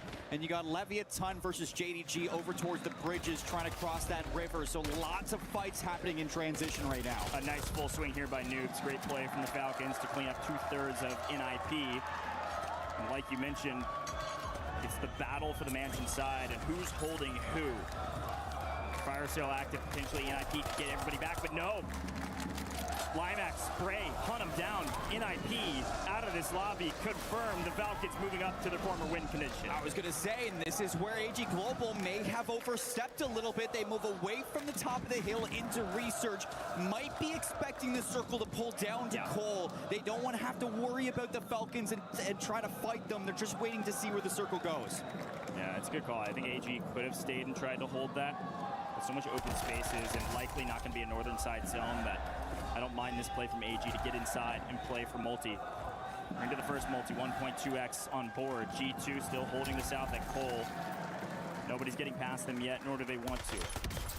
Patience here for Leviathan. Again, they needed to start hot, and they've had a mediocre kickoff. They need a lot of kills, and when you see a guy like Z-Dark, unbelievable fragger in his own right on 1 kill. Leviathan, hardly anything to their name. JDG finally go down in a top 10 position, 10th overall. It's their worst placement throughout the course of all the games that they've played here in Group B. Getting cut down much earlier than usual. Luckily, they have a good buffer between first and second place, so should be able to afford a bad game here in game number 2. Gonna have to wait to see how that affects the standings. Falcons have themselves positioned to the top of the bridge. Nemesis have moved away from the mansion. Leviathan on the west side of their own hold. G2 comfortable to the bottom of Coal Depot, and Godlike between Research and G2. Yeah, holding a bit of a line there as it continues to creep its way south, but this is one of those zones that it's going to be very difficult for these players to read of where the next one will pull to. The Falcons still very comfortable on the north side, are actually going to go chow Limax and Bray. Nemesis in deep trouble as Ahsoka's able to find one, and he's going to get really active here to try to find a second. It's actually a bit of help with Leviathan finding Bray. Limax fold as well. So with that, 1 player left for Nemesis up in the air, and Leviathan maybe overstepped a bit. Amir gets caught out in transition. Ahsoka finds another. That's 5. 5 for Ahsoka. Yesterday, tough game, tough day for himself. He only had 11 kills at the end of day 1, so it's good to see Hisoka showing up here for the squad. Dongi's going to eliminate Leviathan in top 9 for game number 2. And they're holding the edge of the circle. They're getting pushed by G2. A big fight between G2 and the Falcons. They're both going to chow this. Anxiety pushing up. They want this win condition. If the zone pulls their direction, this is the battle for the win con, but no, it pulls dead center. It's going to be right on top of Orchid's head. We'll get to that in a moment because the fight at hand is a big one. The Falcons desperately trying to claw their way back into the top 5, but big man strikes first. Ahsoka goes down. A lot of chatter. Need to stand on their words. Ahsoka being full. Noobs swinging around trying to find big man. They can't even get him. Finally, somebody gets him. It's not even Ahsoka. It's Knight from the off angle. Doggy gets gunned. G2 are going to win this fight. It's all up to Noobs, and now he's just trying to self-provide. The Falcons go down in 7th. And G2 have the bridge. AG Global are looking to leave Research, see if they can go for G2 and take the high ground right now. I was wondering who's going to leave Research first, and AG, they want this. It's a great shout from G2, but AGAL, this is the map they wanted to have last time this zone was here, and they couldn't get it going. We heard it in the interview. They said everything was going right until one bad move. I made a mistake, says FIFA This time, will they fix that error and win the engagements? No, Scumming gets cut down a little bit too aggressive without the help of Knight. They can't wipe all of G2. A swing, Scumming fold, and now AGAL looks like down to a solo on the rock. It's going to be Knight trying to be the hero. One goes down, got to win the 1v2 on the outside. While on the inside, Godlike is holding the line. Godlike, nearly non-existent yesterday. Godlike is wiping teams left, right, and center. His anxiety is putting on a show. Knight goes down. It's going to be G2. It's going to be Godlike in a big engagement. And Godlike have the best position by a mile. Gotta find somewhere to stay, somewhere to regain, and you're gonna find yourself a corner. Knight's still alive. He's looking for Godlike on the edge, though. 5. And Godlike have a full trio. They're in the best position to take game 2. This is a match Godlike desperately needed to win, and Knight turns, burns, picks up 2. Gets it to a top 2 position, but Knight gets cut down. Godlike, it took them a while, but a big map from folks that frankly a lot of teams were talking some smack about. Trick Empathy, a star, this time gets the help he needs. That's a big win for a team that desperately needed it. That's big for the program. And when I mean program, I mean Group B just being competitive, top to bottom. We got Leviathan really stepping up today in Havens Hollow yet again. And now Godlike as well. Having both of them turn up means that teams have to be worried at the bottom of this leaderboard. Is his early changes paying off? And with Godlike coming out in game 2 for a win, that 1.6 times multiplier is going to be major. Biggest question in my mind is how many kills. I saw their name a ton. You got to remember, this is a team, I said they desperately needed it. Folks, they were in 15th place. They had 43 points through 6 games. They might have pushed up to well beyond that, even in 1. Ridiculous. They may have just doubled it. Yeah, Knight had some great plays here to stay alive for AGAL. That is a top 5 finish for AGAL, so they're doing a fantastic job to be top 5 overall in the group stages still. But Godlike pick up a crazy amount of points. That's got to be at least 30 points in total with a 1.6, if not a couple more than that. Really well done from guys. I think these guys went to the lab, frankly. I think they went to the lab, they watched their VODs, and they said, this is a map, this is a zone that we can't lose.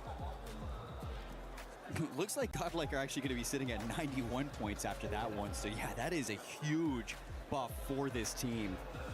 And they're kind of having graces of top teams starting to falter a little bit in these rotations because, well, you had, Orchid doing well, but, Gentlemates went down pretty early. G2 made sure of that. NIP didn't really get too much because they were getting actually contested by the Falcons. Both of them stayed in Mansion for quite a while.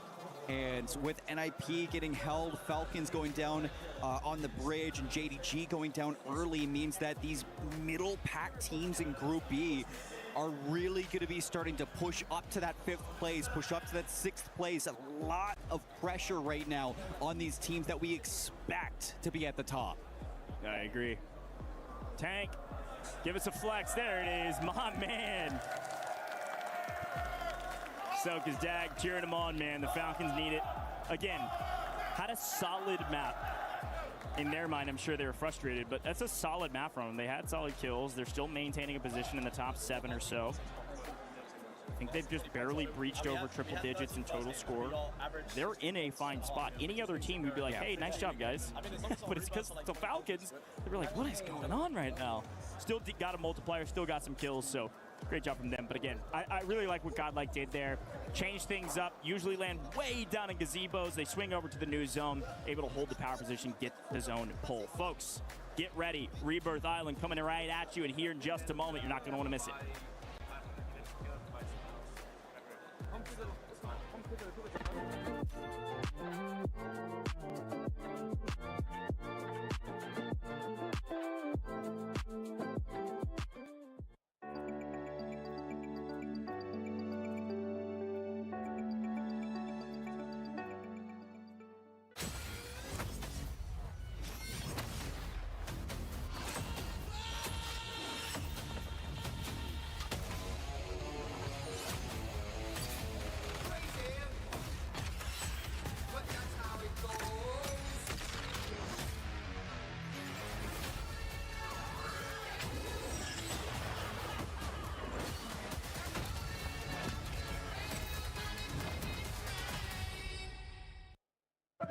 Mesdames et messieurs, on est avec les fans de Gentlemates. We're here with the Gentlemates fan guy in the middle of everybody. I'm gonna try to ask them some questions. So yo, bon, ça s'est bien passé, première game exceptionnelle là. Ah ouais, nickel. Yeah, first game is kind of insane. What do you think about what happened today? What's gonna happen for the next game coming? Qu'est-ce que tu penses qui va se passer pour les games qui suivent? En français? Comme tu veux. NKO, il a tweeté ce matin qu'il allait revenir en Thanos Prime. Oh, NKO just tweeted this morning. It is Thanos Prime, so basically it's gonna be easy. Oh la la la! Oh la la la! NKO! Oh la la la! I'm gonna try to play a little bit of a drum. Follow me. Whoa, whoa, whoa! il va me coacher. Il va me coacher. Je vais jouer du. On fait quoi? Je vous suis. On fait cette vue. C'est la meilleure. Je tiens ça, tu veux. Oh non. Tu me dis quand t'es prêt, Lucie.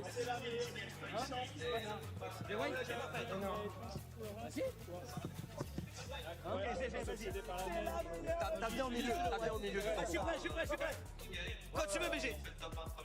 C'est la meilleure tribune du championnat. Au Gentleman qu'on chantera pour toi. Obsédés par la même idée. Allez jouer pour tous et retourner. La la la la la la la la la. La la la la la la la la la. La la la la la la la la. C'est la meilleure tribune du championnat. Au Gentleman qu'on chantera pour toi. Obsédés par la même idée. Allez jouer pour tous et retourner.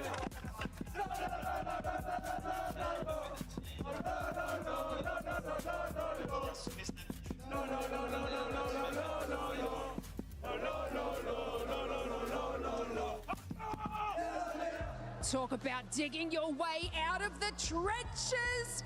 Leviathan, I mean, they were in that bottom three. They were looking at having their keys crushed and also their dreams. But obviously somewhere along the way, I hold shift, they were able to move up 5 spots. Yeah, I mean, this team was cooking with some gas in the scrims leading up to this event, and then yesterday happens, and you're sitting there like, what do we? Bro, amigos, que pasa? Now all of a sudden, they're frying again. They're getting the kill participation, they're getting good zone control, they're playing better. Is it good enough? We'll find out. And talk about doing better, godlike as well, showing that same kind of chemistry and being able to come out with that banger game in match number 2. And I mean, this is exactly what we expect from these squads, sitting in that middle leaderboard, because it's incredibly close there as well. Yeah, I mean, expectations are interesting when you talk about the teams that aren't in your main focus, because it's been like moments, flashes, but not consistency.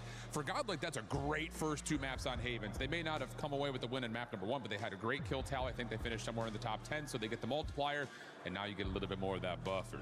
Not Bruce buffer, but buffer nonetheless. A little bit of a buffer there, and I mean, this is exactly what we expect from them. But of course, you know, we both want to talk about a particular team, and that is G2. Anxiety has awoken, I hold shift. Yeah, I mean, you called it. That was your team to watch. It was one of my hot takes that they would finish top 3 in their group, and so far, they have played immaculately. Love to see that. And Gentleman's on top of that, very close to us here. They're vibing. They're ready to go for the next time 3. And let's hope that they can hold this on for the rest of the matches. But I think we've got Barney holding on the other end of the line. What's he up to? Welcome back. Welcome back to Dad Chat. We are chatting with some more dads out here in the incredible arena. There we go. We're coming through the PX system now. Let's go. Welcome to Dad Chat. I've got Olivier joining me here. Hello, my good sir. This is Gromalok's dad. So, Olivier, let's talk a little bit about Gromalok. Tell me about his early years in gaming. Did you always know he was going to go pro? At the beginning, we were a little afraid. I'm a father, so I don't understand everything. But after, I have to learn, I understand, and I support him now. Yeah, I mean, like, understanding esports is one of the, you know, I talk to a lot of dads in the crowds. When we go to a lot of these events, there's always dads here cheering on, but they never quite understood, you know, the scale of esports from the very beginning. So now do you feel like you're fully up to speed? Now we support him, and Valentin, Groma, on est tous derrière toi. Tous les copains sont là, la famille, on t'aime! Let's go, gentlemen, here we go. Now it's time to head over to our casters to get us into map number 3. Thank you so much, Barney. The dad chat goes crazy. I like that. Let's find some more dads in the chat here, folks. If you're a dad in the chat watching EWC, let us know as well. Now, Seymour, we're moving to Rebirth Island. Is there anything on your mind moving into a new map / very, very old map that maybe could change some things? The first thing that comes to mind for me, Leviathan. I know our desk was hyping him up. I think it's fair to hype him up, but it is the exact same thing that they did yesterday. It came out hot in Havens Hollow. My charge and my challenge was you've got to carry that momentum into some of these other maps. Rebirth Island's next. What can Leviathan do on this map? Leviathan needs to keep up. Yes, that is first and foremost. Next up to kind of talk about is going to be AG Global, because AG Global were running Rebirth Island yesterday. So can they do that once again? They had a 27 kill game on this map. So to do that again would be great for the program of AGAL, NIP. Can they continue their consistency that we saw yesterday through each map that we had now that we go to Rebirth Island once again? And then, of course, Falcons, man, like, they need to regain at some point, because it's just, again, it's different. Yeah, I mean, they still got a little work to do. Rebirth Island is technically on paper their weakest map, but I think paper has kind of gone out the window when it comes to EWC and playing on land. So as we move into Rebirth Island, a lot of charges and challenges, but you got to remember that there's two different bubbles. We're playing for a top 5 position, and we're playing to not be a bottom 3 team. And with that, you talk godlike, they go from 14th to 8th. That's how close the margins are. One banger map can change your fate and potentially put you in a position to keep playing even into tomorrow or the following days. But with that in mind, JDG, they dropped their weakest game yet. The margin for first place versus second is razor thin. So let's get into Rebirth Island. A lot of storylines to follow, and what I'm really excited to see is who is dropping where. And frankly, are the fish just going to chemical to take down the Falcons? Like, what's going on? That is something to pay attention to. G2. Do they go to bio? Can they continue to put some pressure on AGAL, who goes Turbine? And AGAL, will they have Turbine for free yet again for fun? Have not been contesting them in that area. It looks like it. They don't want to have anything to do with AGAL. Well, Godlike getting contested on boat and quickly taken care of. Looks like Nemesis, who is very weak now. Only one player remaining who's deep into the water, already swimming. So Godlike, you got control of your boat. Nice job. Now do you go play for Control Center with your fraggers? If AGAL don't have anything to say about it from Turbine. But let's swing over to the Gentlemates. What's going on? They usually land living quarters, and that's exactly what's happened. But Gromelot gets really active with Inkyo. Gonna go try to take down this Leviathan squad. This is the same story as yesterday. Gentlemates played spoiler to Leviathan. Can they do it again? Gromelot's gonna get the challenge, and Inkyo's gonna try to follow it up, and they're able to trade maybe one, but Hollow way off to the distance. Whoa. Trying to get one more. All of a sudden, Hollow alone. So I was about to say, yeah, this is exactly what happened to Leviathan. Same exact story. They just never were able to regain as soon as Gentlemates were on their tail here in Stronghold. They're going to have to fight against Nemesis. Amir's going to clean it up, but this is scrappy in the Strongholds to start this day. Gentlemates still looking for some extra points. So the fraggers, they fly back in, and they go get back into the weirdness. Because, again, Stronghold's one of those positions that a lot, especially when it's in zone, which it currently is, Gromelot finds another. This is a place where the regainers go. Nemesis got obliterated at the boat by Godlike. So they said, okay, if I can't go to the boat and I don't want to swim in the water the entire game, let me go to Stronghold and see if I can pick up some freebies. We did that last time. Leviathan weren't shooting. Amir's shooting right now. Watch out. Levi in trouble. Ankyo gonna hunt him down. Bye-bye goes Nemesis. Getting shot in the back, but Ankyo smartly able to dodge most and even slip into the water to stay up. And it's funny, too. There's a little bit of an effect going on from the top of the map, and it's pushing everybody down into Gentlemates even more. You got G2 pushing into Falcons. That's pushing them into Fnatic, and Fnatic into JDG. All the way down to Living Quarters. A little bit of a trickle-down effect coming out of G2, starting to work their way from bio. Yeah, I mean, G2 from bio fully alone, like you mentioned, can send their fraggers out into industries and go play into Turbine. They can go into prison. They can go into Kim and mess with the Falcons. Like, they can pretty much do whatever they want, which is why G2 have been so strong on a map like this. This is where they started to really come online. But G2 are already online, which is scary for everybody else. We stick with JDG for a moment just to see, as they get their loadouts, what they decide to do from here. I'd love to take a look. Maybe some of the other rosters around HQ, NIP, not getting anything for free this time around. And for fun, another big question, right? They usually land Turbine, but they're not challenging AGAL. They don't feel confident there. Instead, they're playing out of Control Center right now. They're trying to stabilize. And unfortunately, they are off balance. They are on their heels. It's all out of sorts. Yesterday was prison for them. Today it's Control, and you see how that's going for this squad. They're going to be in the water trying to regain. It's Gooey and Co in Control, trying to work their way all the way to the top. He's still got Godlike to worry about, though, as they were owning their position on the docks. And no, Katsu! Unfortunately, yes, that was the right play. You're waiting for the self-revive so you could get credit for the kill. You didn't know the teammate was right there. Woo, a little greedy, and you get punished for it. Let's swing back over. Just a quick look at G2, who is making sure AGAL stay in their place, which is Turbine. Classic fights here for AGAL. Uncontested in Turbine. Fraggers go out. Can't find him at Bio, so they find some regainers. Down goes another player. Knight finds his first. Falcons are still a little scared here, so see what they can do down in Chem. We look at our leaderboard, still top 5, looking exactly the same as what we saw before. Godlike moved their way up, Falcons moved their way down a little bit, so see what those bottom teams can do as they try to get away from elimination on day 2.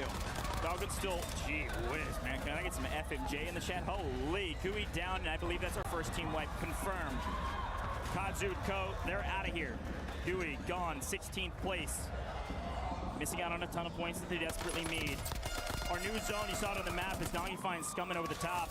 He's pushing a hair more north, so Leviathan moving to living quarters. They're going to be fighting against Gentlemates pretty aggressively for a place on the south side of the map. The Falcons are fine. I know you see their fraggers going down. I know you see them in trouble. Their anchor is chilling in Chemical. If G2 can sniff this out, they could potentially make a huge swing to try to wipe the Falcons, but unlikely considering G2's position as of current. Yeah. Their anchor does have to go somewhere, though.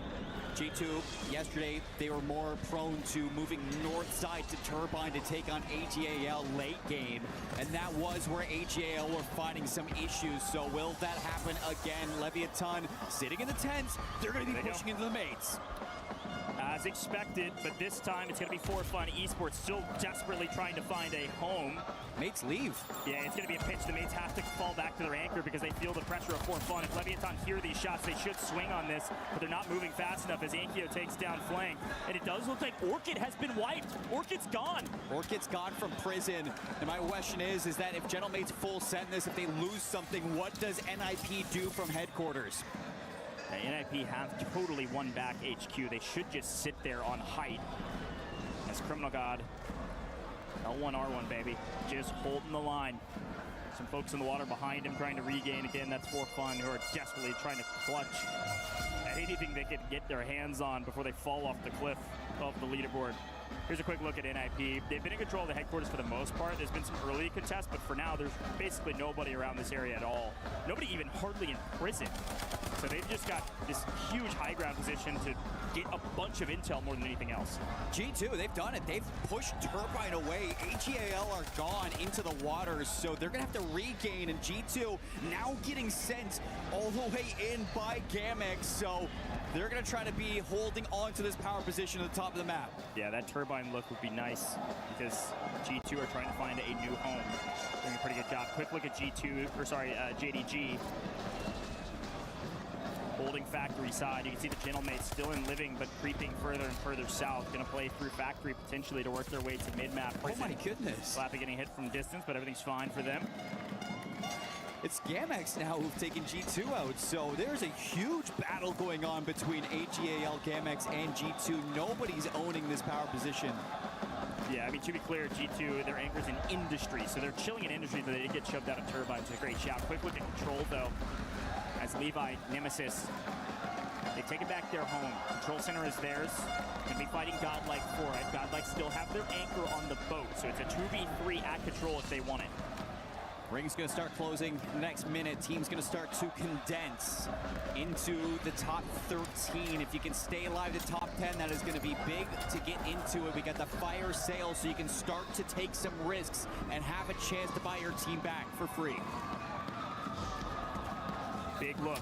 Falcons still safe in Chem, but only for a moment. Hisoka's going to have to move from Chemical, swing over to G2. There they go. Fraggers getting aggressive. They're trying to clear a pathway, find their way to a new home as Chemical is being taken out by the zone. They're going to try to find their way to the other side of the map. Let's listen in with the Falcons and see who they can hunt down.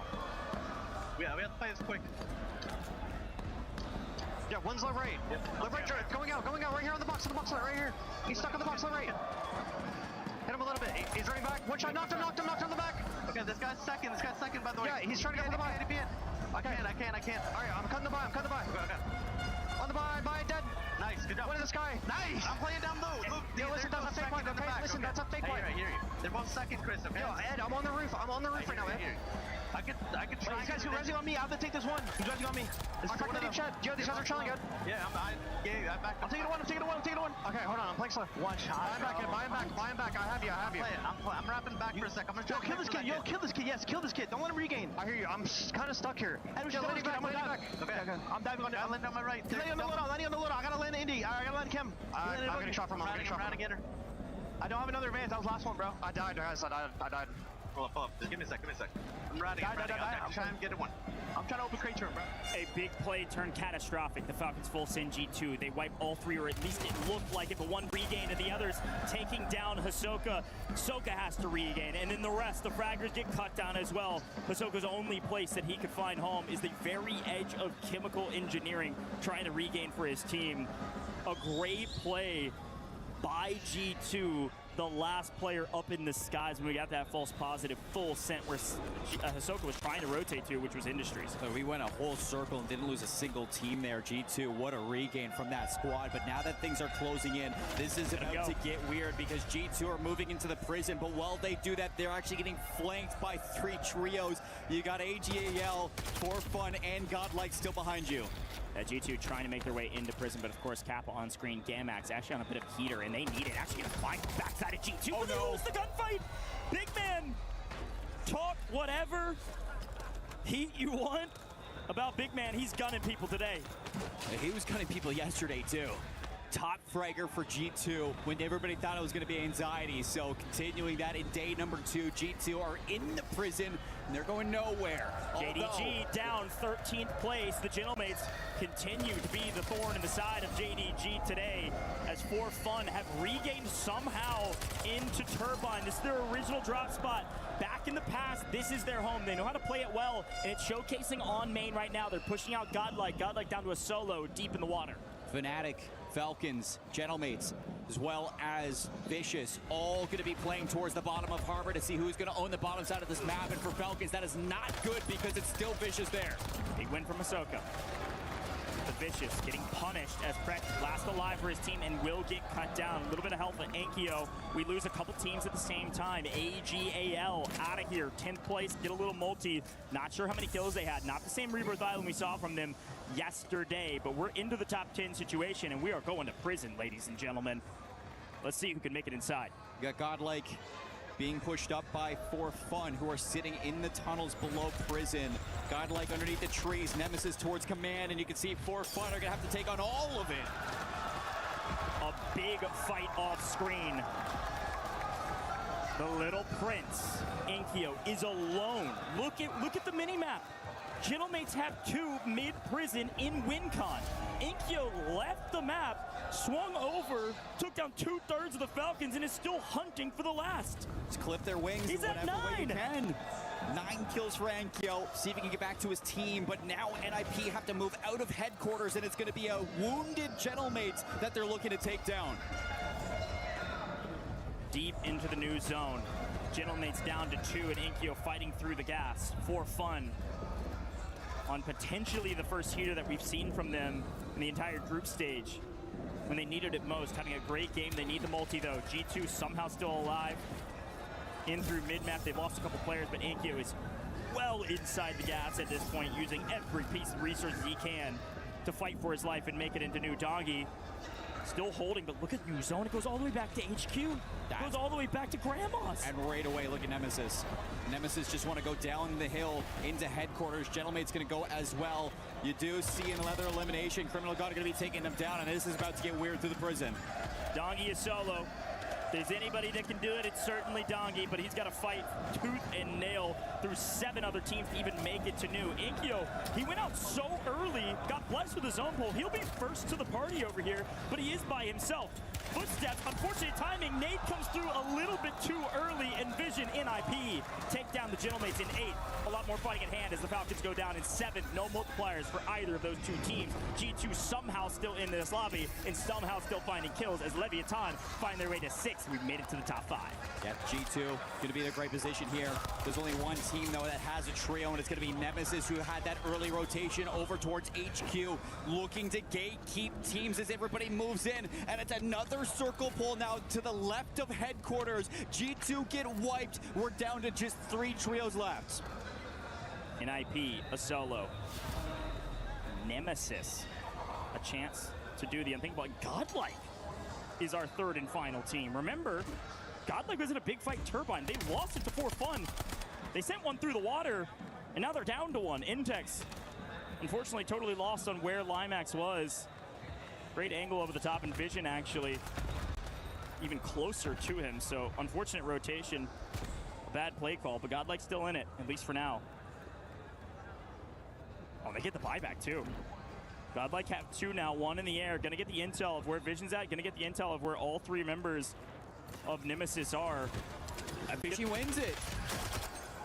Vision picks up one, Limax picks up the other. Godlike out of here. It's just a matter of time for the team in 13th place.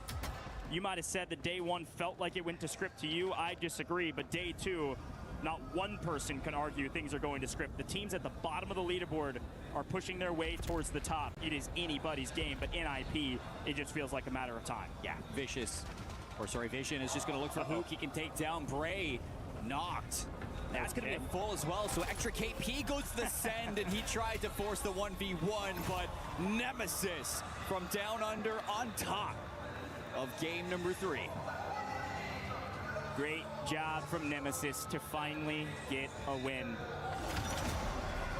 These guys win APAC. They win the region with like 450 points. They go giant in a region that doesn't feel like it has the caliber of teams that the rest do. And they've been quiet here on LAN until this moment. Some returning competitors. Seen Limax compete for years, even at EWC, and he's putting up solid numbers here in a map where they desperately need it. 13th place should jump up well inside the single digits. Maybe to 9th, maybe to 8th. Only time will tell. Let's listen in. Nice. Come on, bro. We needed that shit, man. When you needed 2 piece, I'll drop a 2 piece. That's kind of fucking terrible. You guys are the fucking guys. Oh my fucking we needed that shit. They needed it, and they got it, Seymour. Great win. 2 points away from Fnatic, 4 points away from For Fun Esports, 7 points away from the Vicious Esports. That is an opportunity for Nemesis to move up the rankings, to move into a spot away from eliminations. Do they push Fnatic into that bottom 3 spot? Sure. We're going to be looking at those standings very soon. Yeah, and remember that they finished yesterday in 13th place, tied with Leviathan at only 54.6 points through 6 maps. They likely just picked up a 30-plus bomb, so a huge turning of the tides here. Gotta get a quick picture after that one. Oh, of course. Limax looks totally unamused, by the way. He's like, guys, we just got started. We finally got what we wanted. We have so much more work to do. Stop taking pictures of us. I love it. Great job from NIP, though. We gotta give another tip of the hat to these guys. You gotta remember that a couple of these players have been on the podium at EWC a couple years ago, right? These are veterans in the space. I've been casting over Showstopper, who wasn't a part of that roster for years now, representing a couple different regions, actually, throughout the course of the last couple years of Warzone competition. So it's really cool to see these guys who, frankly, have had very unfortunate placements on all of our other lands up until today. War is on the bench coaching them, and they're crushing it. Yeah, they're doing a great job, and I think that it's very simple what you get out of NIP, and they know exactly where they need to go. They go to the hot drop, they hold their hot drop, and they just catch people in rotation over and over again. Their slaying is impeccable, and it's backed up by some consistent placings. And I think that when you look at Rebirth Island, the fact that they get to HQ and nobody's contesting them HQ anytime that we see it, it is just free for them. That is what I was going to say, is actually that most of their POIs that they drop are free. This one, it actually was contested. They just won the early engagement and had complete control over it. It was the first time we've seen somebody contest them at HQ and actually get punished for it at the very beginning of the game. We got to head down and talk to the Falcons, though, and see what's going through their heads as they find their way deep inside of the mid-pack. Welcome back to the main stage. I've got Noobs here joining me from Falcons. A different kind of start to the day today. Maybe not quite as hot. What are your thoughts? I mean, yeah, we haven't had the hottest start, but I mean, there's still 3 maps to go. Anything could happen, and we're true. It's very true. 7th currently in the leaderboard. Obviously looking to get into that top 5. Anything that needs changing? Like, does anything feel kind of different amongst the team right now, or is it literally just, you know, switch up and go again? I mean, that's just cards for you. I mean, sometimes it just doesn't go your way, but I mean, 3 maps to go, anything could happen, like I said. It's a fair point. You know, you're currently 3rd in tournament KD at this point. So does it feel like you're having a particularly good tournament at this point? Or, you know, obviously your sights are set on the team results, of course. I mean, I don't really pay attention to KD. I'm just here to hopefully qualify for finals and take the easy route instead of going to LCQ.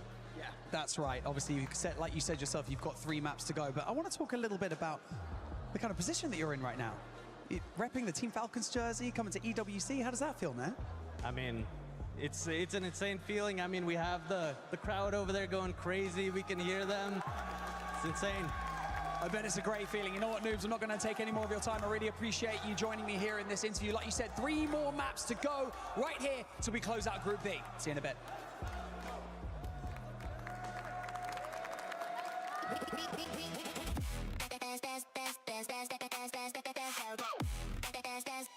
We book Esports World Cup up.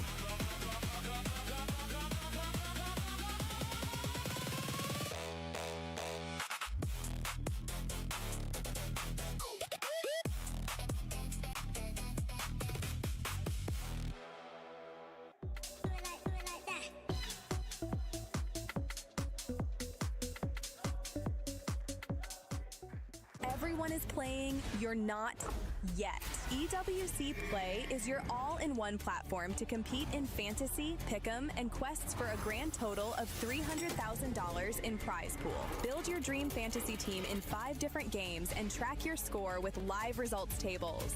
Predict the winner of every game, every group stage, and every tournament. Complete daily and weekly challenges to earn boosters that help you climb the global leaderboard. Got what it takes? Join EWC Play now. One deep on the right. Low shot, absolute on the box, running back. Absolute dead. On my low right. I'm much about it, dead gas, it's last in here. Nah, He was just low right, bro. Oh my god, bro. I was wallbanging this shack for so long. If I have my AR out, I'd probably kill this guy crossing to the hut too. He's 1-A. Come on, come the fuck up, Let's go, baby. Come on. Let's go, man. Can go, Grim. Let's go. Yo, they're gonna be like... On this. On. Yep. Behind. One shot. TSG. Hey, bro. I thought that was one of yous, bro. The hell, They swung me. Nice room, 1v1. One more. You're so much better! You're so much better! Oh my god! Let's go, Jaime! Go, send! Watch out, dump! Watching deep right. He jumped up, he tried to jump up. Jump up to this mid. It's on the top. Nice plays. That's what I'm talking about. Flex, by the way. Down on me, just grab space. I hear you. I'm plating. One shot. Let's go! What? Go! Bro, it's only 2 of them. Bro, I think he was my guy, bro. Great listening, guys. We welcome you back. Another Then God Warzone Resurgence Championship at EWC 26. And I'm joined by Glitter. She's been running around doing club championship updates. I wanted you to come and join along because Falcons right now, they're trying to make it to top 5 to go directly to match point finals. Yeah, we got to talk about it. And I gotta stand normal for this, okay? Because it's a club storyline that we've been following, obviously for good reason. Defending champs 2 times over, and this time around it's not going so well. So I'm gonna give you all a quick breakdown on what has happened so far. Overwatch, they're completely out. Didn't get any points either, so it's not going so well for them. MLBB, they made it a little bit farther, did make it to top 4, but then out yet again. So they get a few more points on the board, but they still have not managed to get the win that they're looking for. They had 3 players headed into Street Fighter 6. The defending 2-time champ eliminated. Then the remaining 2 had to face off against each other and instantly eliminate 1. They have 1 player left who has made their way through to top 8. So they also have some more points on the board, but it is not going to be an easy journey. So if we're talking about how that affects Warzone, we were talking about how they were a top team coming into this. This could have been the title where they got the win that they're looking for to be trophy eligible 7. And right now they're just kind of middling. They are kind of middling. Right now, they're outside of the top 5 to go directly to match point finals. Thank you so much, Glitter. Thank you for joining us and just doing all this club championship updates, because for this squad, also, you can give the mic back to, yeah, thanks. Get out of here. But talking about Falcons, I mean, we're seeing the Falcons that we saw towards the second half of yesterday, because this squad is just currently not showing up. Not showing up? True. Who is showing up?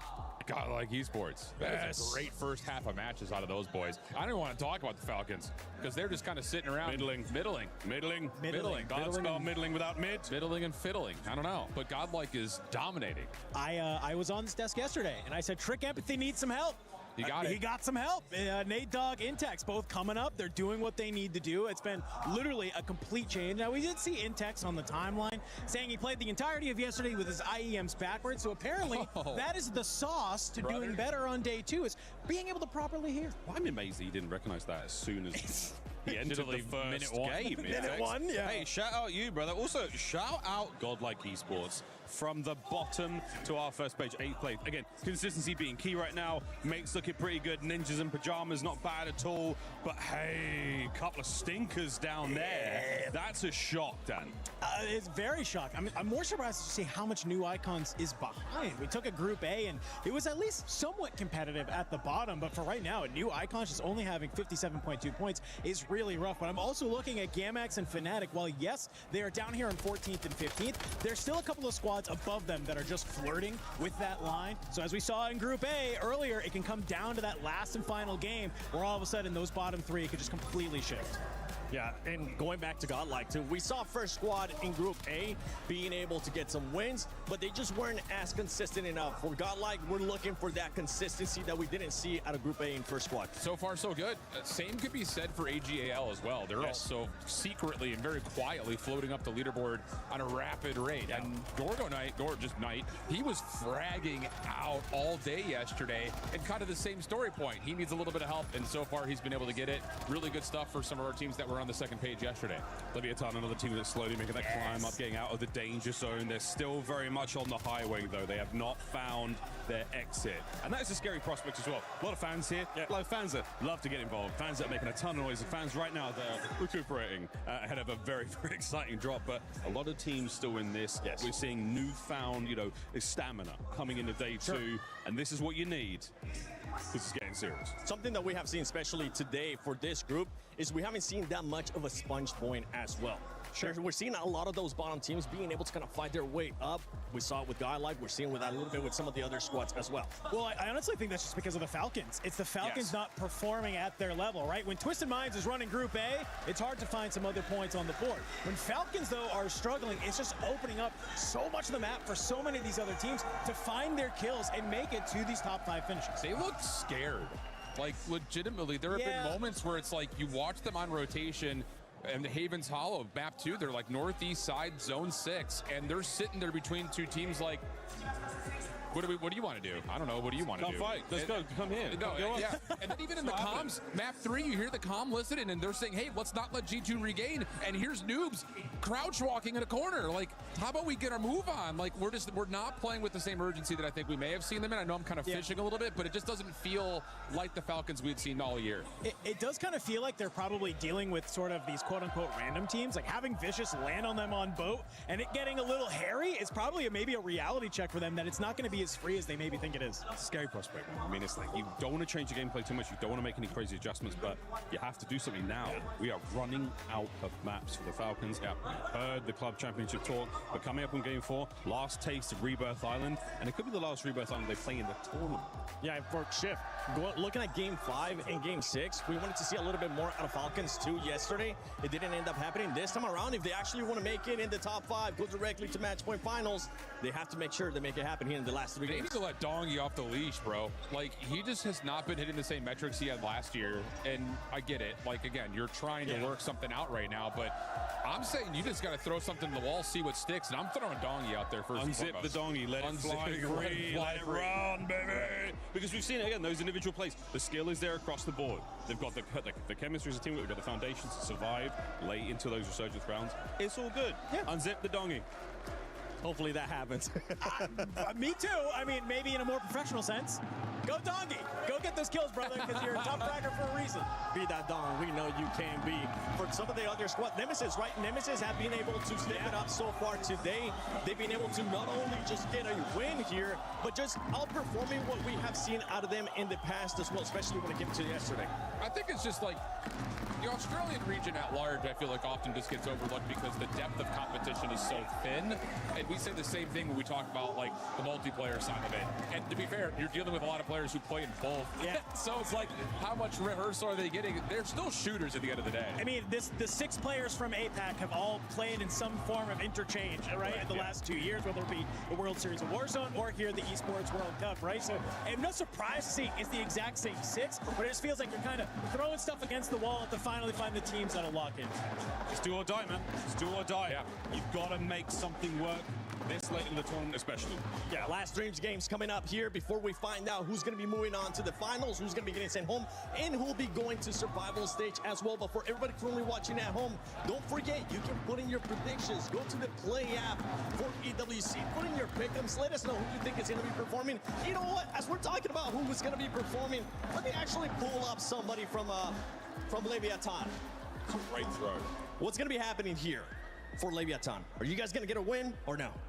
I think we might. I think we will, because we're definitely worth it.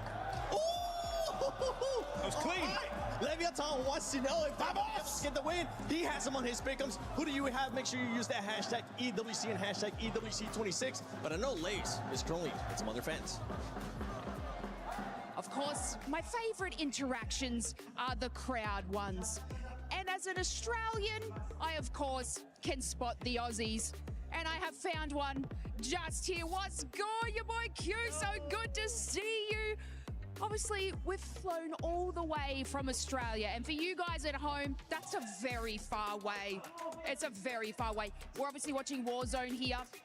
What team have you been going for in the tournament? Oh, I've been here definitely cheering for Gen G. I believe in a Gen G win. Already qualified through Sunday, baby. I mean, yeah, they hit that top 5, didn't they? So that must be a pretty good feeling. Now, obviously, we're in Group B. Any teams surprising you so far? I would probably just say the underperformance of Falcons, honestly. We saw them win 2 games yesterday, still weren't able to get to the top 5. They had a really bad start as well. I think me, like most of the fans here, semi-hate watching Falcons and hope they have to play it through tomorrow as well. Now, as a man of esports, okay, do you reckon you could 1v1 a pro? Oh, for sure. It'd be easy. No problem. I have the controller, I have aim assist, right? You mean you didn't take the job in, like, casting role because we're terrible at games? You think you could 1v1 one? Oh, I'd be able to at least put on some content, minimum. I mean, that's the Australian passion there. Your boy Q, pleasure as always, good to see you. And yeah, I'm gonna continue finding the Aussies here in the crowd. Bonnie, I have a surprise for you. Like this, I'm gonna give you this, but you have to take really care because this is super powerful, okay? Okay. So basically when you have it on your hands, okay, and you just pull it in the air, the people are gonna scream like crazy. So be careful, okay? It's a really important superpower. So, mesdames et messieurs, c'est un super pouvoir que je lui ai donné. Quand tu vas lever la main, tout le monde va se mettre à crier. So you can go for it if you want to see. Don't be scared, you can go again. Again? Oh my God! I hope you like it. I hope you like it. Yeah, that's rock bell. Yeah, that's really works. Yeah, it is. It definitely works. Yeah. We have some other fans in the building. We got the Falcons. Apparently not. I think they might be happy. Leviathan! And now, baby, everyone together. Are you ready? We got 3 maps to go. Let's do this. What an unbelievable break there as we got into the second half of Group B. So many fun moments for all of of our talent interacting with the fans, but of course the Gentlemates, the loudest fans in the building. I'm sure you can hear them in our mics as well as we get deeper into this match. I hope if you're a Gentlemates fan, you want to hear them in our mics as we get into this match, because the Gentlemates unfortunately did not have a great one. They're still in a solid position on our leaderboard, still in the top 5, but it is close. And I do need to remind everybody at home, you're looking for top 5 and you're looking at bottom 3. Those are the 2 bubbles. Everybody in the middle, they're moving into the Survivor stage tomorrow. Gentlemates still a top 5 team, but the margins are getting closer. Kind of saw it coming though. It's the same thing as yesterday. You win game 1, game 2, game 3, not really the best results. But for Gentlemates, they're still high up on the leaderboard. I mean, you're at 147 points. AG Global below you, 137. You got a gap there, and you have room for error. The best thing is right now for Group B is that a lot of those top teams are starting to slow down. I mean, JD Gaming as well.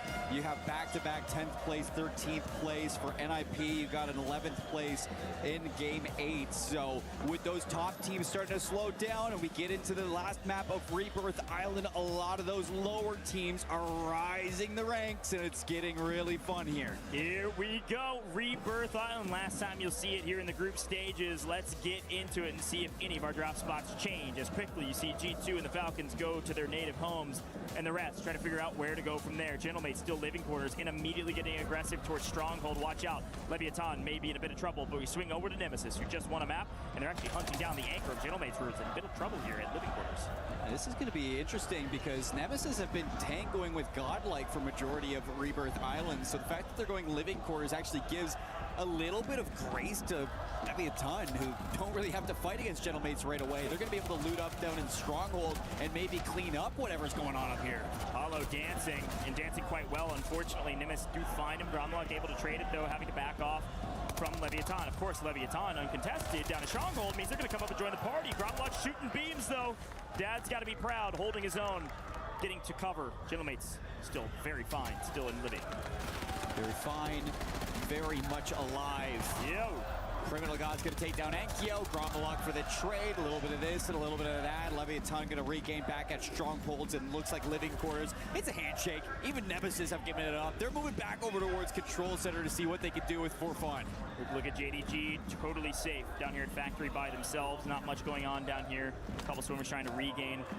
That is the Vicious, who are still deeply in trouble. As much as they've been a thorn in the side of the Falcons, they're actually in a position just barely holding on to not being relegated and kicked out of this event. They're currently at 13th place, I believe. So very tough, and they desperately need to regain against one of the top teams. They've actually only been good against the Falcons, which is kind of funny. Yeah. The one team that you're good at is supposed to be the best team here. Yeah, it's true. For fun, completely abandoned Turbine. They've been playing Control Center for a while now, and it looks like they're finally winning that engagement. Nemesis tried to regain a Control Center, getting punished for that. We swing over to Godlike. Godlike's actually at Turbine right now with their fraggers. Their anchor is safe. Unfortunately, AGAL are catching the wrong end of a very hot Godlike. A frustrating day 1, day 2, certainly going their way. They found their way to mid-pack, but with their momentum, they continue to hunt down freebies. One after the other, they fall hardly, shooting back. Kazu in trouble. Yeah, I mean, that's KGV now. V-Daddy, Kazu getting pushed out. Trick looking for even more kills after a Game 3 win. Godlike have left the docks, and when they did that, they take down AG Global with the help of J2, force them away from Turbine, and AG Global have now gone to the docks where Godlike were. Yeah, big problem here for Godlike. You can see it in our kill feed right now. AGAL got pushed out of Turbine. Where did they go? They just full send Godlike. They saw them there. Let's go kill their anchor. They've taken control of boat. AGAL fully restabilized Godlike on their heels, but we swing over to the Falcons. 2 fraggers up into prison looking for kills. Well, we lose Gamax, second team to go out in game number 4. AG Global going to set up on the docks. They push Godlike away. We look at Falcons, and they are trying to get into the prison. However, a little bit of a fight coming out from Orchid. They get denied entry to the prison. A big win there for Orchid, who have gone mostly silent on our leaderboard, having some okay games. They're actually outside of our top 5 right now in 6th place overall. Just barely holding on just outside of AGAL, less than 10 points away. Of course, Ahsoka safe in Kim, as expected. Let's take a look at some loadouts onto the map. and where some of these teams are trying to restabilize. It does look like Fnatic have found their way into Factory and are actually going to punish this Nemesis team that had a pretty strong start, but unfortunately are deeply in the blender. NIP send their fraggers out to go get involved in the third party. One goes down, the second going to be following up. Look at the map feed though, look at the news zone. Will dictate the next couple rotations. Do we pull south, north, east, west? We're going to pull a slightly south. Gentlemate's in a strong position in living quarters. Nemesis against Fnatic, Extra, Volcom. Both together going to take down Bray. Nemesis going to have to leave the Factory. They move to living quarters.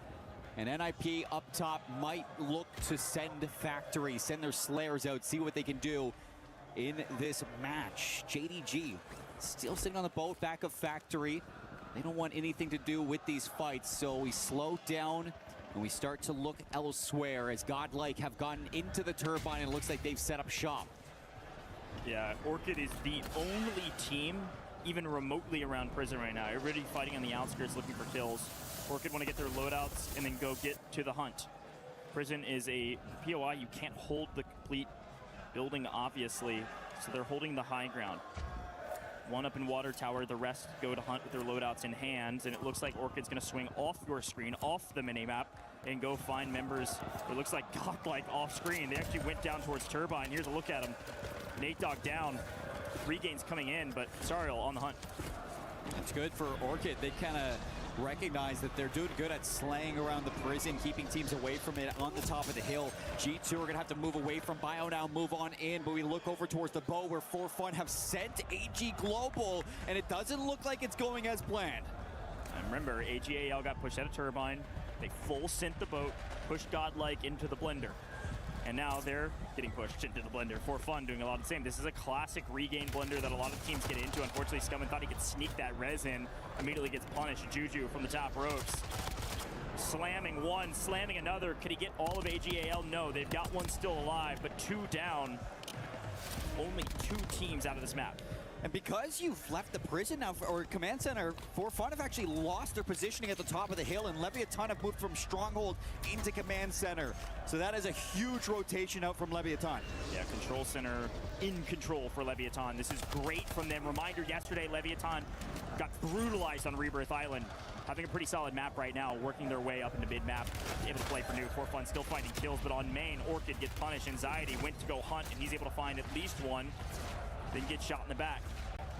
Pret still on this map. Vicious still alive. 14 trios. Circle 2 going to be closing in 40 seconds. And you can see it, still a lot of POIs active in this circle. Don't know exactly where this one's going to pull. HQ in complete control from NIP. And to your point from earlier, Seymour, uncontested this time. Nobody wants a piece of NIP. They're shooting two straight right now. Orchid fighting for the last remnants of the Vicious, who are now all collapsing on one another to try to get inside of prison. Still fairly central zone, so the next couple will dictate the rest of the rotations as Limax, Nemesis started in living quarters and now can't find a home anywhere on the map. Losing their life yet again as Orchid continue to rack up kill after kill after kill, and they're gonna find two members of the Vicious, maybe just chow both of them. A nice trade coming through. Orchid doing a great job finding all of their kills. Sariel does pick up that last one in the meantime. Orchid gotta be at least double digits between Sariel and Swizzit. And Vicious, their anchor, just going to have to wait and see, but Adrenaline's going to get caught by Master. 5K, the final one through Orchid. Does look like Vicious have a floater. That's a false positive. They're still on the map. We still have 14 teams with the Vicious deeply in the blender. Samir finding one member. Oh no, now the Vicious. Now the Vicious are Nope, another false positive. They've got another one in the air. Oh my goodness. The Vicious are hanging on by a thread. Reminder, they're the margin to bottom bubble. They're still barely alive. Now they're gone. Now they're gone. All right, well, down goes Godlike as well. Is Godlike still in? Yes, a couple floaters. Woo, all right. Juju's gonna keep hunting, baby. 13 teams on the map. For Fun need the points. They're barely safe right now. Falcons are moving into the factory. JDG still have the boat. Leviathan's going to get caught there. Control center not going to be their home. A lot of players going to be dropping in from Godlike back towards the dock, and they're going straight for the heads of For Fun. For Fun are eating kills right now. Bubble on 7, Juju on 7. I believe flanked on at least a couple. Folks, we're nearing a 20-ball Jamal here from For Fun. They desperately need a multiplier. They've been in this position before on Rebirth Island yesterday, and they died about right now. Stay alive, friends. Orchid continue continue to find their double-digit kills as well, as unfortunately Fnatic get cut down. For fun, Freebirth Island has been great for them. I mean, last game was a 4th place, 15 kill finish. So looking to go back to back with some major points. They got Doc under control and nobody wants to challenge them. Falcons, though, they're pushing into the factory with JDG below them. Quick listen in and hear what the heck is going on in a very important engagement.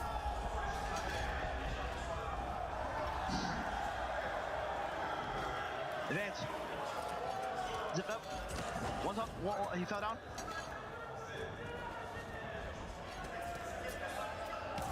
Get in, Zip, maybe.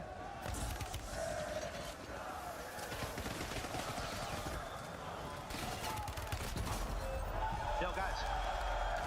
Brother. I know, I saw. They're gone. Yo, Top 10 again. Some frustration trying to figure out what went wrong, but we got to get back into the action. A quick look at the Gentlemates. They're down in living quarters. They've done a good job to win out some engagements, and even just getting on screen, the crowd goes wild. They're going to be holding out here what looks like the remnants of Nemesis, who are back where they started, and unfortunately immediately catch some bullets to the face. Nemesis having to work their way into new, and the Gentlemates holding the line on the south side of the map. Living quarters not going to be safe, though, so you want to clean this one up fast. The only teams that are safe in the zone right now is going to be the remnants of Dock, just the edge of it, control center, headquarters, and the corner of prison. So a lot of teams looking to coexist. A lot of teams still need to climb this hill. Yeah, HQ is where G2 has rotated to. JDG find the remnants of Nemesis still trying to work their way in. You can't go through the Gentlemates. You're going to try to go through JDG. JDG actually getting extremely aggressive because they're getting shot in the back as they try to chow this. Limax breaks the ankles, breaks the cameras of one. Can he get both? No. Melvin able to strike him down to get the trade. JDG still alive, but unfortunately with G2 swarming into HQ, they get forced out, and now they're deep in the gas as well. Still got a rat, though, if you're Nemesis, so still looking for positioning in the top 5. For fun, moving up from docks into control center, have the edge of the hill to cover for natural cover circle. Where does it go? And it's going to be between control center and HQ, so a lot of top-down fights, a lot of high-lows, and not a lot of space to hide. 8 teams left, everybody looking for top 5. So the world screeches to a halt as Gentlemates pick up huge kills on the backside of living quarters. JDG deeply in trouble. For fun, still 2 alive. In a strong position, but the problem is they've got a team right on top of them and a team right outside. Gotta wipe one of them, gotta wipe both of them to get into new. For fun, in trouble. Juju last alive. NIP down to 1. They're just on the top of HQ. G2 below them. Juju versus Orchid. 1 left for Orchid. Juju alone. Not a lot of trios. Not a lot of space. AGAL, haven't looked at them once, but they've actually maintained a top position in control center. They've got a power position. They can overlook everybody else. Anybody coming inside is going to have to creep down below and just pray they can stay alive. We still have 6 teams. 4 fun falls. They got a solid multi. They had a solid amount of kills. A good game for them. They wish it was great. Still good enough.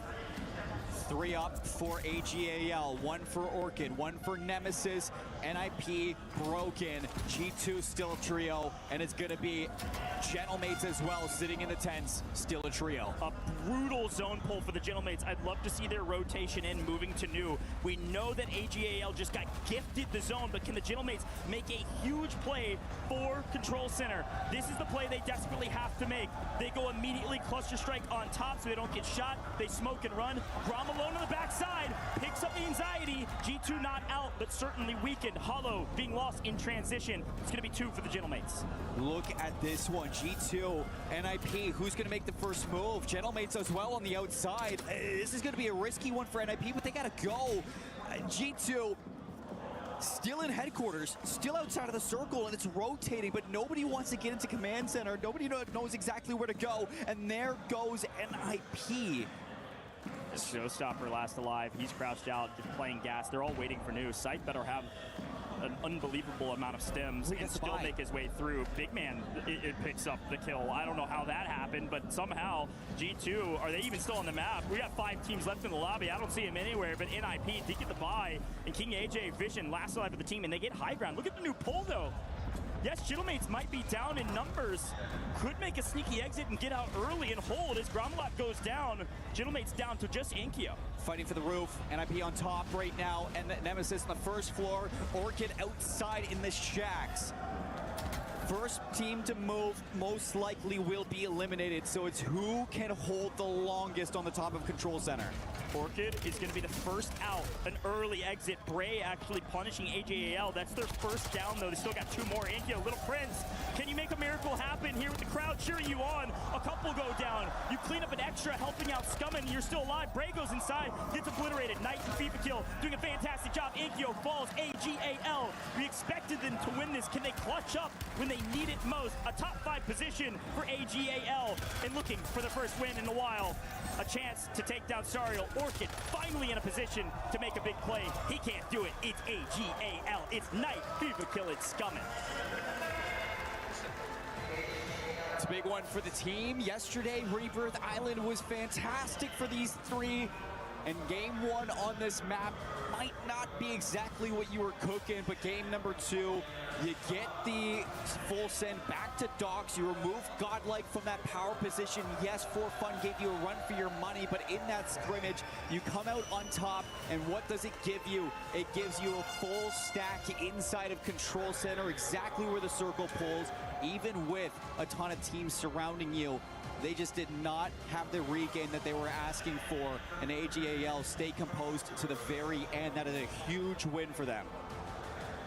And yet again, NIP find their way to a final circle and a top 3 position. Again, playing out of HQ and getting zone pulls like this, doing a great job to continue to soak up points and maintain a top position near the top of our leaderboard. But AJAL, with that win, they had crept down to 5th.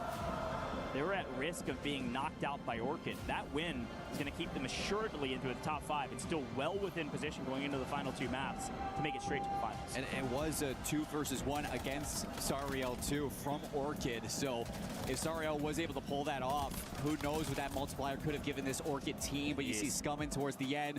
Won't let that happen. Game 4 of day 2 goes to AJAL. And that might even break into Gentlemates territory. They might be able to knock Gentlemates onto the bubble. I don't know. Inkyo found his way to a top 5 position as well. I mean, they had a crazy amount of kills. You gotta remember all of the action. Gentlemates were kind of constantly in the action, even though there weren't that many teams around them.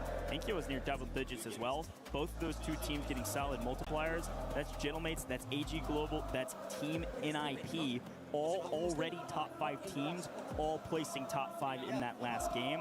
Our top 5 is mostly assured. And G2 was shooting as well. I know they didn't make it to the end, but they actually, no, they did. They were also top 5. Holy cow. We said, remember Big Man is at the Big very Man end? was there. They were just hanging out at the bottom of HQ until the very end. They get their multi. Ridiculous. 4 of the top 5 teams in the final fight. Woo! All right, Fortunes keeps next. You're not going to want to miss it. We'll be right back.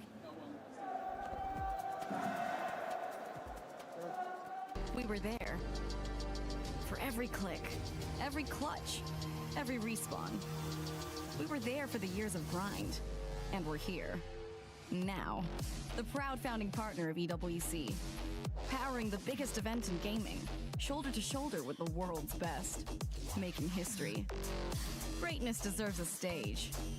Lenovo Legion, reach your impossible.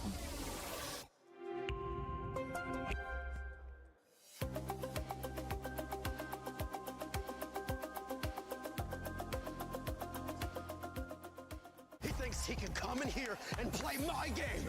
He knows nothing but go! Tyler 1, you're done.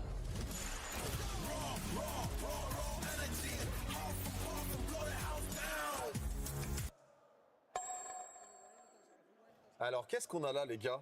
Une tour Eiffel, on dirait, non? T'en penses quoi, Sarel?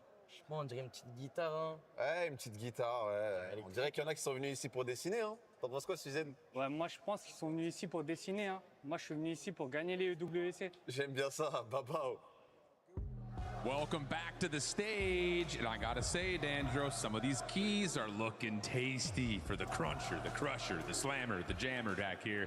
And I'll say, we got some squads that need to make a move these last 2 maps. That's a lot of words to represent this machine that's behind us, but I'm right with you. It was a little surreal to see Twisted Minds earlier send 3 of those keys into the Crusher, but we got to send 3 more. And you're right on the money as we get ready to head into the last final 2 maps. There are some squads, they are looking at the standings, they are looking at their leaderboard, and they maybe are having some nightmares of that key getting crushed. Other side of the leaderboard, though. Hold on a second. AGAL kicking things up, and I see my boy Big Man was just looking at me a second ago. G2 looking feisty at the top of the leaderboard right now. Who else you liking? There's so many different squads, that we're seeing here. I like what we're seeing out of a NIP, right? Being able to come back on in and swinging. We said it yesterday, like, this is a team that's going to come on in and they're going to fry, especially on land. And seeing them, they make that roster change, seeing them be able to get back in is really nice to see them kind of have that formidability to be able to kind of say, hey, all right, we'll shake up the bad games. We're going to fry out the good games. And that's really all that matters. It's just that we've talked about this now. It feels like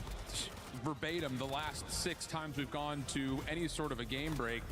What is happening with Falcons, though? At a certain point, we need to see that same sauce we got in the first 3 maps yesterday, right? Yeah, it's a kind of a timing thing, right? You and I, we've been around. COD timing's a very real thing, and sometimes it's what happens, right? We see it in the middle of that game where they make that push into sort of a kitchen and prison, and it's just sort of just a mistiming. You think the players are probably a little bit further back if you're noobs. They're not. You throw the shoulder, and it's just like, oh, man, now we're stuck.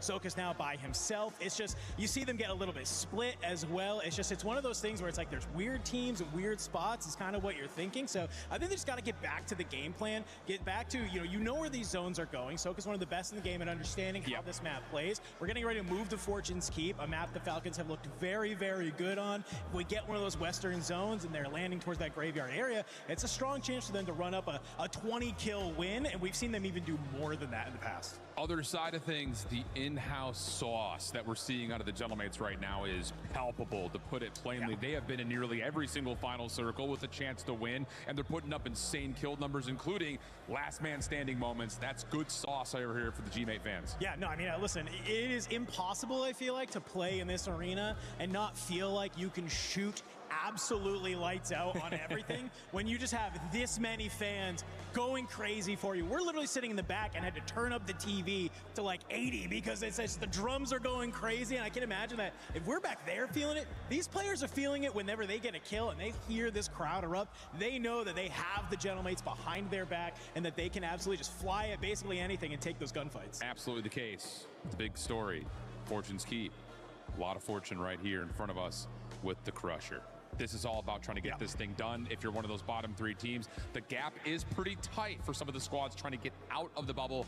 Is it about kills? Is it about participation and placement? What are you feeling for those bottom teams? It has to be kills at this point, right? You're not in a position where you can make it to a 1.4 multiplier and just try and ride that, right? You got to come on out. I need to see 15-20 from some of these bottom teams at 1.4. 15-20 is insane considering that some of them are barely averaging 5.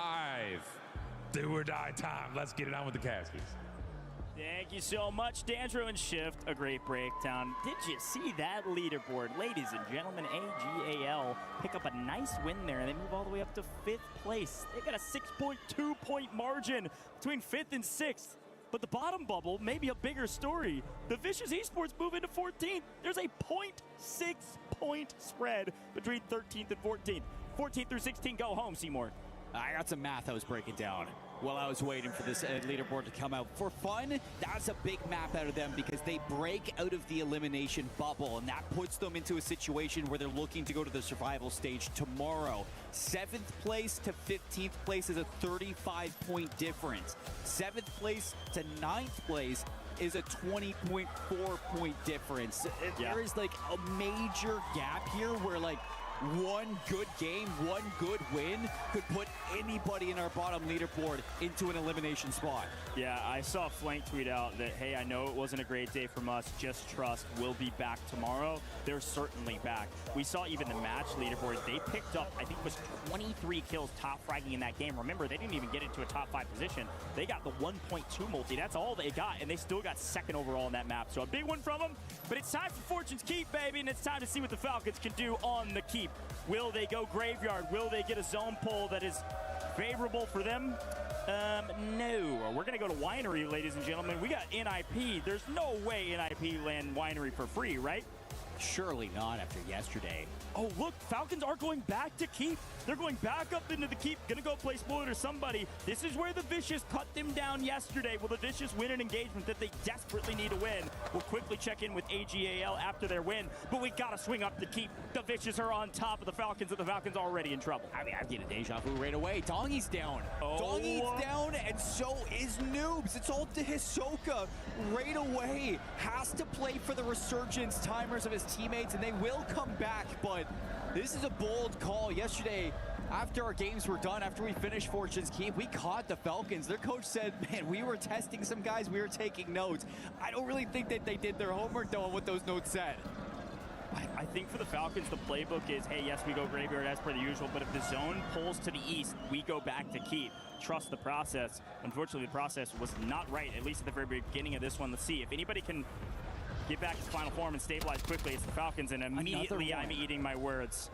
I know we want to stick with this team. This is important, and you actually see the Falcons begin to rush out of keep. They want to go somewhere else. They're going to creep across the wall. Hisoka does win his ones, though, and he'll win that one. Going to get ego chowed by the second. Adrenaline looking to take down Soka, and he'll get it. No, Soka's still alive. Soka wins a 1v2. Should not have gotten away with that one, but sometimes the Falcons get away with murder. They're back into the keep. They're going to go back in and take these engagements. They're like, wait, we can win these. It's a big Hisoka moment right there. Kind of getting a lay of the land of the entire map as well. It looks like Godlike was forced away. They have to regain to the top. They're dropping in, see where they can go. A couple players to kind of think about too is this Orchid versus AGAL team in Spiral, but we're gonna look over towards NIP just outside of the gatehouse as they're crossing paths with new icons. And again, Fortune's Keep a big map, but King AJ just on the hunt right now. We have an Eastern Zone. And NIP have Winery for free? They're not even there. One of the biggest POIs on the map? Like, good grief. NIP are chilling. Their fraggers are out finding kills. NIP assuredly being a top 5 team going straight to match point day. So we continue to check in with some of our bubble rosters. Orchid still technically on the bubble for the top 5. Still battling against AGAL on the leaderboard for that top 5 position. And Swizen looking for some kills, will not find anything. Nemesis strikes him down. Nemesis in the caves. Orchid, nowhere to go through Spiral. You got AGAL above you, you got Nemesis below you. You're completely shut out from this position, so you just gotta wait your turn to see where you can go. Still, King HA farming the new icons just outside of Winery. These Slayers are doing exactly what you hoped for. And I'm looking back at the keep. It looks like Falcons were able to figure things out over there. They push Vicious away towards the terraces and outside of the keep. So it looks like we're going to have quite the battle around those spiral staircases. Quick check-in with AGAL. Playing through terraces like you mentioned. Trying to still keep everybody out of their house. See what Orchid's able to do. Again, AGAL is in 5th. Orchid is in 6th. Top 5 go through to finals for free. Everybody else to the survivor stage unless you're bottom 3. The Falcons restabilize, playing the top side of Keep, waiting on new zones. It's a patient waiting game. Fortune's Keep can be a bit ratty. There's so much verticality on this map. And it's 30% bigger than our other maps. A lot of room to work. Can't be getting cut down early. No. See where this circle can go. So we're going to be on board with AGAL back into the terraces. Circle is going to be pulling down into Winery even further. So you still have Lighthouse in the safe zone, Gatehouse, Grotto, the Cove, and just the bottom side of this keep. So lots of place for these teams to be. New zone continues to pull east, just slowly but surely moving their way, and the Gentlemates may be in trouble as the zone pulls away from them. This is going to be a tough map for them to do well on. They've got to battle through everybody on edge of zone to make their way there as the Falcons continue to hold the north and will be able to stay and keep for a while. I mean, Gentlemates, this is exactly what happened to them at the end of yesterday. 2 east side circles, and they had to go all the way into the grotto. Both times that blew up in their face. So I want to see what the game plan changes for them. And it looks like they're going to go to Smuggler's Cove instead. Yeah, AGAL losing a couple of their fraggers, but still alive. FIFA actually winning his ones. Anchor holding it down. Unfortunately, his teammates getting chowed by the Falcons right on top of him. Scumming runs for, I was going to say the hills, but I guess the caves. Swinging back to Limax, looking for a little bit of action over the top. Couldn't hit hardly a bullet, unfortunately for him. As folks are still able to scurry away. The Rats are in. Only one team is out. trios still up. Godlike are now looking to play down towards the Cove. They're into the Gentlemates. Godlike are making a play for this one. Gentlemates get pushed into the town, and that is big for Godlike, who started off this map in a poor position. They found their regain.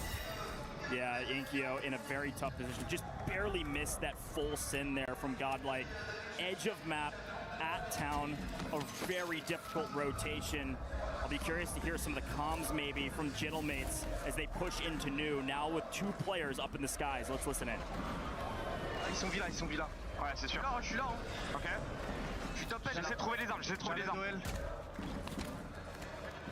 Ils savent. J'ai une boîte de plaque, Ouais.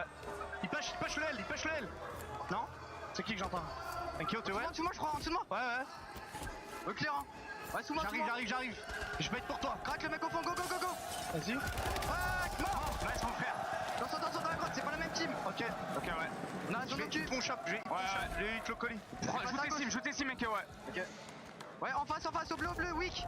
Claire, go clair, allô, chaque fois. Vas-y. Dans le bleu, devant. Ok, j'essaie de voir. Claire la droite, allô, claire la droite. Ouais, dans le bleu, je le vois. Il est dedans. Ça allait une grotte. Ok, bien, reste là, on va essayer de clair avec Enkyo le top. Pour moi, clair le top, Enkyo, non? Ouais, vas-y. Je vais jouer le stern. Il m'a vu cross, ok. Y'a un mec dans la grotte encore, crack, one shot. Je l'ai. Oh, il y a une balle, oh my god. J'ai au-dessus de vous au cas où. J'avance avec toi.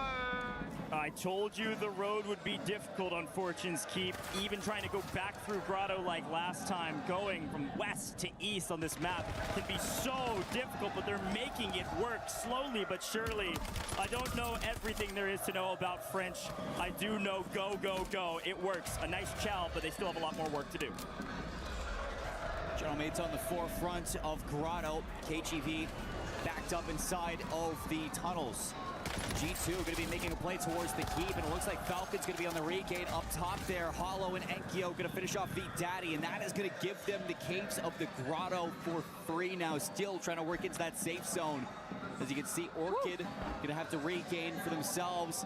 Circle closing even more towards the center. Same story about the Gentlemates can now be said about the Falcons. They've been put in such a blender inside of Keep that they have to battle their way through a couple of these scrappy teams to make their way into new. Worth mentioning, Hisoka does have 9 kills. He's been getting jumped on over and over again, but he's winning his ones. If he has to put the team on his back to get to the finish line and get to top 5, he will. So far, so good for Keep. First time we're seeing them pop off. Yeah, Shiv said earlier to let Dongi off the leash. And we're seeing Hisoka really step up in that place. That is huge for the program. JG not going to be eliminated. They are still inside the lighthouse. They push Leviathan above Smuggler's Cove, and Hisoka is still punishing AGAL. Double digits farming up on AGAL. They did get the double buyback in, so AGAL will be in the skies. We'll see where they regain in a moment. Gentlemates, yes, they've made it into new, but they may not be out of the trouble that now is Godlike on their backside. Having to hold the backside underneath as they rotate underneath everybody else. Grom winning that though as AGAL going to try to land on them. Quick look at Leviathan. Big storylines for Leviathan. They're still alive. That's better than last time. AGAL deeply in trouble and maybe out of here. We'll keep that final confirmation for you in just a moment. Yes, they are gone. AGAL go down early. This is going to open up our leaderboard. They were holding the line. Gentlemates are chasing Godlike. They're trying to get the full kill onto Trick, Intex, and Nate Dogs, and that should be an elimination as well onto Godlike out of this game. 12 trios remaining, trying to get it towards the top 10. A great shout. G2 holding down the north now. The Falcons are alive but barely breathing. A solo on the outside of Winery while G2 are now holding the north. Here's a look at him. Noobs was literally on 1 HP in a dream, and the Falcons are holding on. Noobs hardly even damaged to his name at this point, but Ahsoka's been holding it down for them. And obliterated. Gentlemates, they kill team after team after team, just working their way into new. We told you the road would be tough, and it may be bumpy, but they're driving right over all the speed bumps of the rest of these teams in the lobby. The road in France is a steady one for the Gentlemates. They got Leviathan above them. They got KGV still in the caves contesting them. Nemesis just above to the north. Here we go. Fun all the way up there. Here come the Falcons for Orchid. It's a trap. And within Winery, this is not where the Falcons want to be. I told you the rats were in. Could you find a rat your spot? Or maybe you could have just checked your corners. But either way you look at it, the Falcons still in trouble, but still alive. Circle still closing. Donkey's gonna have to figure out now what the heck am I going to do? Sit and wait. Sit and wait for what? He is in the back of a truck just praying at least for a 1.2. One more team needs to fall, and which team will it be? It looks like it's going to be NIP taking down the Vicious. See ya later. G2 going to try to third party this, and they get there just in the nick of time. NIP deeply in trouble. One goes deep into the gas to try to stay alive just for a moment long. Yeah, G2, if they can eliminate NIP, that is going to be huge. Got him. Here come For Fun, as it's going to be another third party in, but For Fun, they recognize that it is a full G2 squad. Nobody went down. They don't want to send it just yet. Gentlemen still battling and working their way, but of course we got to pay attention to G2. Doing a great job holding down the north. For Fun, right on their heels, flanked. They need these points. They just came off the back of a banger, and they need to win the north, but the zone is so far away. Look at where we're at. Yeah, they got to do it fast. It's a lighthouse pull. It's going to be Leviathan fighting against JDG to see who's going to own this circle. Gentlemates, they need to make a play early to see if they can get here in time to third party. Leviathan battling inside of New. The Gentlemates have made it here, but G2 wipe all of Orchid. They obliterate them. And Donkey, yes, he got his 1.2, but he's last alive for his team. He's up on top of them. For Fun and G2 underneath. Is there any way Donkey can pull anything out of his hat? No, he's gone. That's in 7. For Fun fall in 7. Falcons in 8. We find our way to top 6, and the Gentlemates are alive.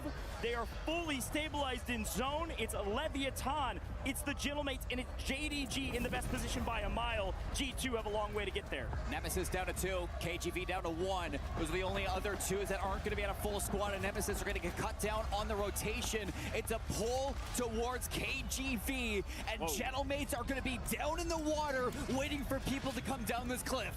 Yeah, this zone pulled all the way to the opposite side. This is actually great news for G2. If they want, they can go wide outside and play the high side and actually hold everybody else coming in from Lighthouse. Top a good 5. move, though, from Leviathan. They're going to get really aggressive on the Gentlemates. Gentlemates have to fight from both sides with one member of KGV. But JDG's right behind them, and they're not going to let you sit for free. And Kyo inside the huts. He pops out, taking down Leviathan, and JDG looking to clean up the rest of them. And Kyo, he goes down, and there goes Leviathan. G2 above, looking to end this. Such a great pull for G2. It was the only pull that could have saved them. They were so out of position because they were fighting for so long. Gentlemates will fall, but they get top 5. G2 will win this map with a little bit of RNG and some fantastic skill to win out the top side of the zone, working their way up the street and winning the game. G2 come online early this time around and also finish strong yet again. JDG went away to stay alive there as well, but G2 just a step ahead of this rotation. Like you said, the RNG of Fortune's Keep. There's a lot of top down, there's a lot of high low, a lot of space for you to move into a final circle like that, and you just wait your turn, you be patient, and that patience is rewarded. Big wins for G2. You take down NIP, who took down the Falcons. You take down AG Global as well. For Fun in your way, it doesn't matter. You also cut down Nemesis, so a lot of kills flowing through this team on their path to a victory. They ended yesterday with their first ever LAN map win on Fortune's Keep, and it was a 41-point win. I think this team just loves Fortune's Keep. They do it again. I think this team's just dang good. Let's listen in. Yeah, ping. He's there, Ghost. He's there. Swing him. Swing him. Again. Fucking baby. Shit, bro. Nice. A quick Selly, but overall, just well played. I'm loving what G2's doing right now, man. They have the confidence to take fights, and their timing is nearly flawless every single time. They get one tiny advantage, and they just full send. The signal flare that is getting a knock in Warzone, sometimes teams don't react fast enough. G2 moves immediately. Great play. We had a couple of questions for this G2 team. It's like, how does Anxiety find, you know, some support here? It comes off the back of Big Man showing up on LAN, and man, he is showing up in waves to get it done for this team. And you're right, I think it's just the urgency to react, the ability to just read situations so well. This team is not only patient, but they just know when to strike through that patience. And you're taking down some big names on the way. Like I said, NIP doesn't matter who you're going up against. You're able to control these situations. You control them well. You've got to talk about Gentlemates, though. This is the most difficult zone for them to find their way to a top 5 position. They got a ton of kills, they worked their way through a ton of teams, and they still somehow got that 1.4x. And it's the exact same position yesterday that failed for them again and again. So this time, it seems like the stars aligned in this match for them to fight their way through. That is a big kill game for them, you're right. Gentlemates are starting to knock on the door of some of the top fraggers in Group B. I'll be so curious to see where this leaderboard is, and I'm sure we'll see that in just a moment, folks. We'll be right back here in just a second.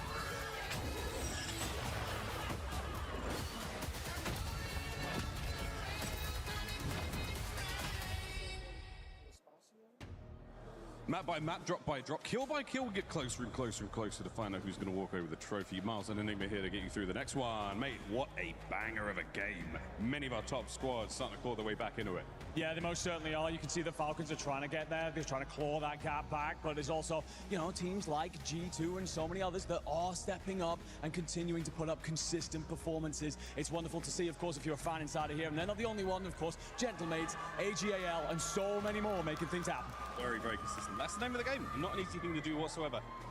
As you can see, the standings on your screen now and some highlights across that last matchup. And we're talking about the Falcons. What went right for them this time? I think that they're showing a bit more resilience. We've seen the issues with them trying to rotate. The landing spots are very interesting. We saw in map 4, they had this point where typically they would land on the west side of the map. They decided to go with the east because they're a little bit unsure themselves. But then they're trying to hit these long rotations that they're just not getting over the line in. There was, though, those moments of recovery inside that last map, so it's getting better. It's just whether they can get there in time to get themselves over in that top 5. Is it bad luck or is it good decision making? What is it? I think that you obviously have the fortune in the way that Warzone plays. It's very RNG based, but no one has ever been better historically than Hisoka at stacking those odds in his favor. Some of the decision making, some of the comms, some of the frustrations you see coming through right now, that's definitely playing into things. And I think the pressure from a certain Twisted Minds and how good they're performing is definitely impacting that mental. Yeah, those farmers, it was good, honest work in Group A. Group B, though, still on your screen. Plenty to play for yet, though. We've got some big squads doing a lot of work there for fun, have a nice bit of time. AGAL with a couple of wins now, feeling very good indeed. Look at those body language. Look at those players over there. They're having themselves one hell of a time. I'm going to be honest with you. I actually owe these guys a massive apology. I've spent a lot of the year talking about how they've been underwhelming, how they've disappointed at times.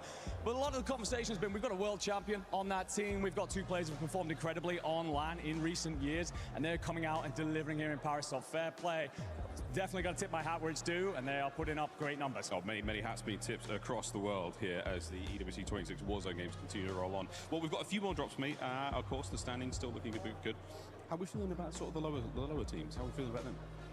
Some of our lower sides. Honestly, I'm a little bit concerned for those of you who, our expansion region teams. We obviously want to see teams from around the world perform well here. You know, a lot of passionate communities at home that feel underrepresented and want to come here. And unfortunately, we're not really seeing a lot of them step up right now. But there is one more drop, an opportunity yet to close that gap and get yourself through to tomorrow. Here we go, back to the casters. After this one, we crush some keys. That's 2 handsome men. Thank you very much down there on the stage. A great apology to the Gentlemates because they are frying. Holy cow. Taking a look at that leaderboard, the quick hits. We're about to jump into game, folks. This is the last game of the group stages. The last chance for any of these teams to make a move. G2, JD Gaming, NIP, and I would even say likely Gentlemates safe. But moving into this last round, the only team that could drop out of the top 5, in my opinion, AGAL. They're holding the line in 5th, but there's teams hot on their heels. Down at the bottom, though, Seymour, really only New Icons is fully out of this. Yeah. There's still a ton of room to work down there. It's like completely flipped. Fnatic, KGV still on that bubble. Leviathan, it seems like they've broken the trend of Vicious and Gamax. I don't think they've been giving us enough to reach that far up. But for Fnatic and KGV, you got work to do to stay outside of that elimination, where we might be seeing your keys go down the blender. Here we go, ladies and gentlemen. The last map of the group stages here at EWC for the Warzone Resurgence Series Championship. The last chance for some of our teams to make it to the survival stage, and a chance for some of our teams to make it straight to match point finals. Let's drop in. It's finally a Western zone. It's finally a zone where the Falcons will go back to the tried and true classic. They're headed back to the graveyard. They're headed back to the town. Let's see what the Falcons are able to do, and of course, the rest of the teams that are on the bubble. And look, Vicious aren't even going to be going to the keep this time. It's going to be a very, very eastern circle towards the southern side as well.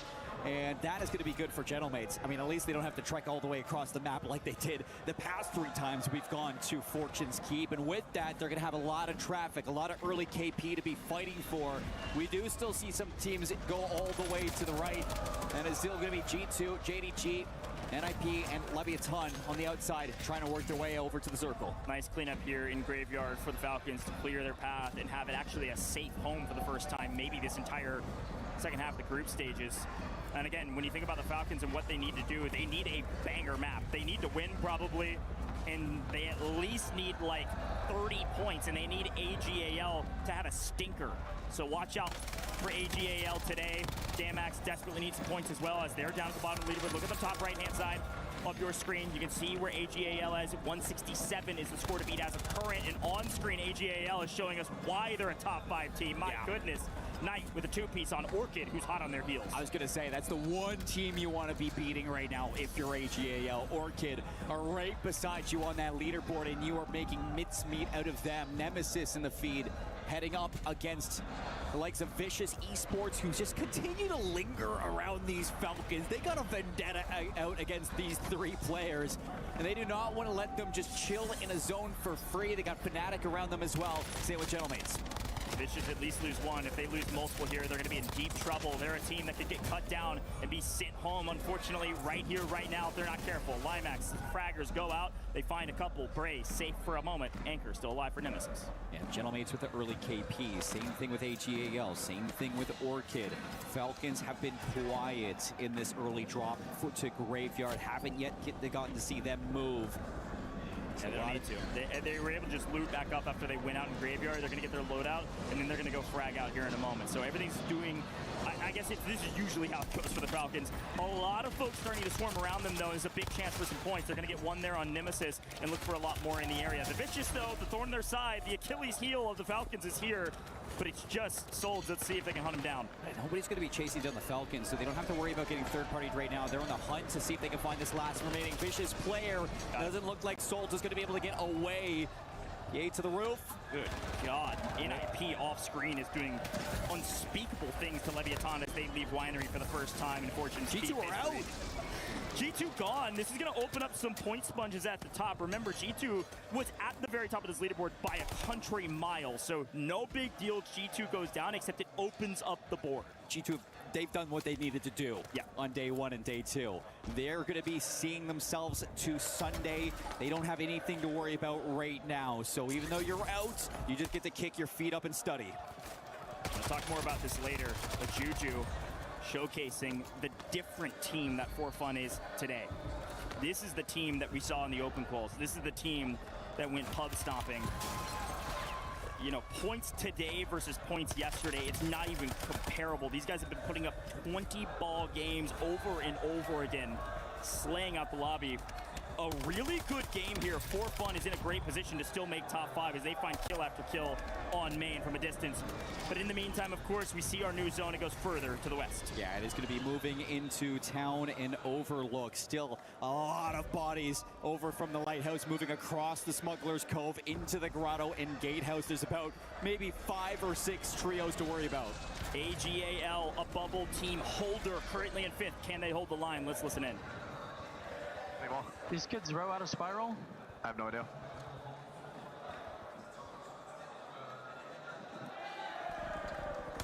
I mean, we're all like yellow mark. Nice. Get off. He's offing. Yeah, I can't help you with that, it's coming. There's one shot. They shot me crossing. He's gonna try and jump out. I need help.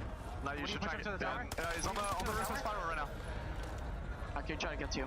I'm holding top charge. Push him to the tower, bro. Yeah, he's going. No, it's going. I'm holding top Spiral. I'm here at the tower right now, okay? They're smoked across, okay? One already crossed. Right here.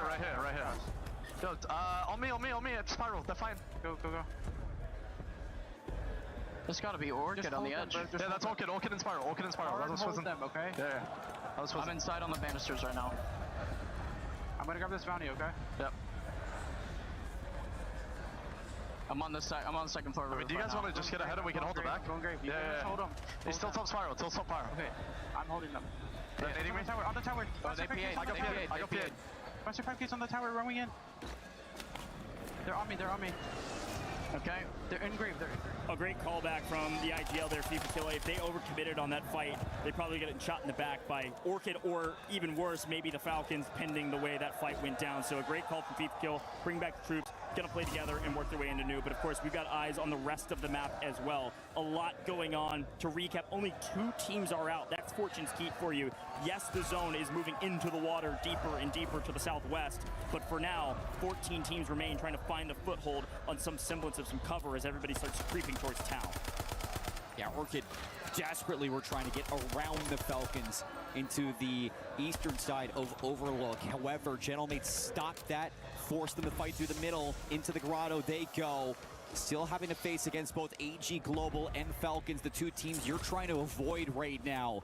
As the circle closes even further. A lot of water open, so a lot of places for these teams to rat out and regain, and Leviathan are one of those teams hiding inside of it. Again, we're looking at Orchid, we're looking at For Fun, we're looking at Falcons to make a play for the top 5. Nemesis not really in contention, but they're desperately deep inside of mid-pack. A bad game, nothing really happens. A great game, probably nothing happens. For Vicious, though, they're desperately, viciously fighting for a spot in the Survivor stage. They need some points. They need a good game. Yeah, they're stuck right now between Nemesis and the Falcons, so you're not in a great position. Even though you've had the Falcons number, still not where you want to be. Orchid go out. AG Global are going to knock them out, and that gets them into the safe zone and away from that bubble team. That's a huge takedown. Orchid gone means at least one of the dogs nipping at your heels is out of here before Fun get gunned down by NIP, but a nice trade from Juju. Easy trade, easy pick back up. But of course, there's more teams in the area. Watch out for KGV, who are still trying to claw their way into the Survivor stages as well. For Fun maybe in a bit of trouble right now. A fight that they desperately need to win if they want a top 5 position. Kazu from the backside, a great flank, gonna put For Fun on their heels, but Juju is fighting for his life.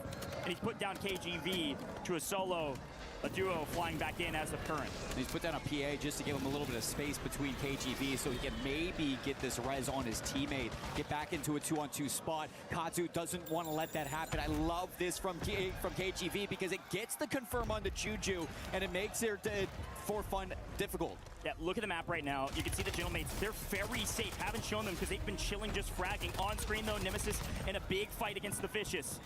An important fight for both of these teams, both desperately trying to stay in this competition. For Fun, I believe, potentially wiped, but no, we got floaters in the sky as Bray takes down the Vicious. Will they get full wiped? No, they've got a regainer. A lot of folks swimming around. We still got 13 teams and a bunch of swimmers.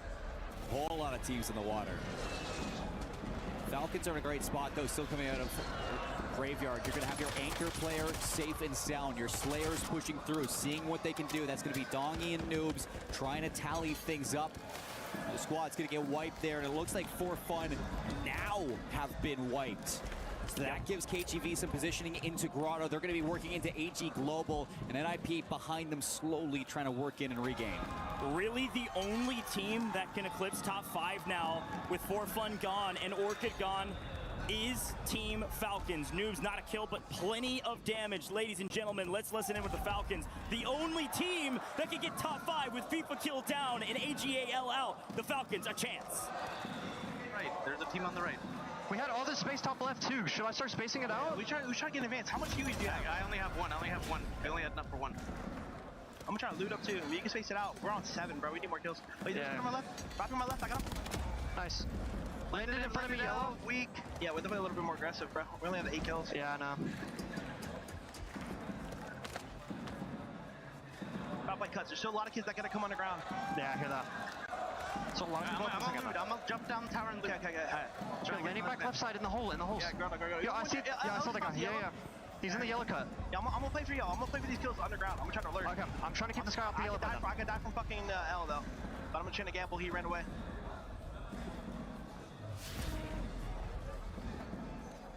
This guy's in yellow. He's just running around. This guy's stair glitching right here in front of me. Yeah, this guy's in yellow. I'm just trying to play for him. Wait, one of them just came out of red right here. 2-2. Orchid. In the deep L. In the deep L. They cracked me. This guy's still in my close L2. Or yellow, I mean. He's in yellow, busting doors. I heard you. We should try to kill this team on fucking... Okay, I'm leaving the kid in yellow then. I'm gonna try to hop up. Down, crack. One shot on the left to help. They're in L. Yeah, one's on the roof right here. He ran. This guy ran on my rear. I don't know where the other guys are. Yeah. I'm crouch walking top of yellow right now. A few crates. Only 7 kills, turned to 8. The Falcons able to stay alive and hold the top position. In the meantime, KGV are gone. They were a bubble team. They were just barely outside of getting punished and kicked out of this one. The Falcons gonna hold the line on the top side while the Gentlemates hold the line on the south. Fortunate enough for KGV, Vicious Esports, GameX Esports, and New Icons are gone, and those are the 3 teams that were in elimination polls, so they should be seeing themselves to the survival stage. Gonna have to wait to see how that goes. Falcons desperately need more kills, and maybe they'll be fed a couple on a silver spoon. We check in quickly with the Gentlemates. Again, they are safe on the south side. They're in the best position to win this game, just holding the final circle, but they've already made it to top 5. They've already made it straight to the match point finals. This is insult to injury, and this is to prevent the Falcons from making it to a top 5 position. JDG going to be working in through the top of town. Falcons in between them. Right alongside them is going to be New Icons. So a little bit of quick to the jump will be JDG to see if they can work into a position to take on these Falcons. Falcons have to play for this. They desperately need the kills. JDG find a couple, but Donkey's going to find one. Looking for the second. Hiding in the back corner. JDG run to the hills and deep into the gas to try to stay alive. The Falcons low on health, but deep in the gas because they have to clean up this final player. They need to win the North so they can actually hope and pray for, yes, a top 5 position, but even pray for a win. They get FLS. No, they got a buyback right as he goes down. JDG have 1 player still up in the skies. Yes, the Falcons have won the North, but look who's holding him. It's Nemesis and the Gentlemates in zone. Our new zone is in the water, Seymour. We're going to the beaches. Nobody's looking for the Falcons right now. Not even Nemesis is going to be paying attention to him, so Falcons are getting a free rotate. No, Bray's going to turn around. Doggy finds an angle. The Falcons in trouble. They desperately need a top 5. They have to stay alive. We're still at 6. Who can it be? They will take matters into their own hands. Down goes another team, and finally the Falcons get a nice multiplier, but more needs to be made. They need more points. They don't have enough kills yet, and it's going to be entirely on Dongy's shoulders. Melvin's still alive. Can he win the gunfight? No. Dongy's still up. Inkyo wins his. We're down to the final 3. It's Falcons versus Gentlemates, and somehow Nemesis still in this. Nemesis with 2, Gentlemates with 3, Falcons at the bottom of the hill. It's just going to be Dongy to try to get it done, to try to claw his way and crawl his way into top 5. The Gentlemates, near top of the leaderboard, will shut the door on the Falcons. We'll let the mathematicians do the work, but you can hear the crowd. The Gentlemates are going to win the final map of the day.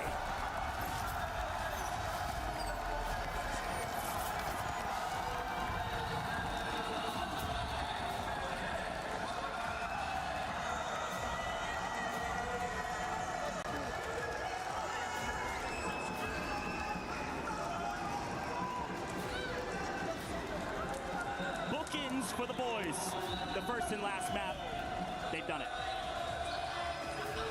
They've gotten their way all the way into top 5 to represent their home crowd on the championship Sunday for the champs of WRS.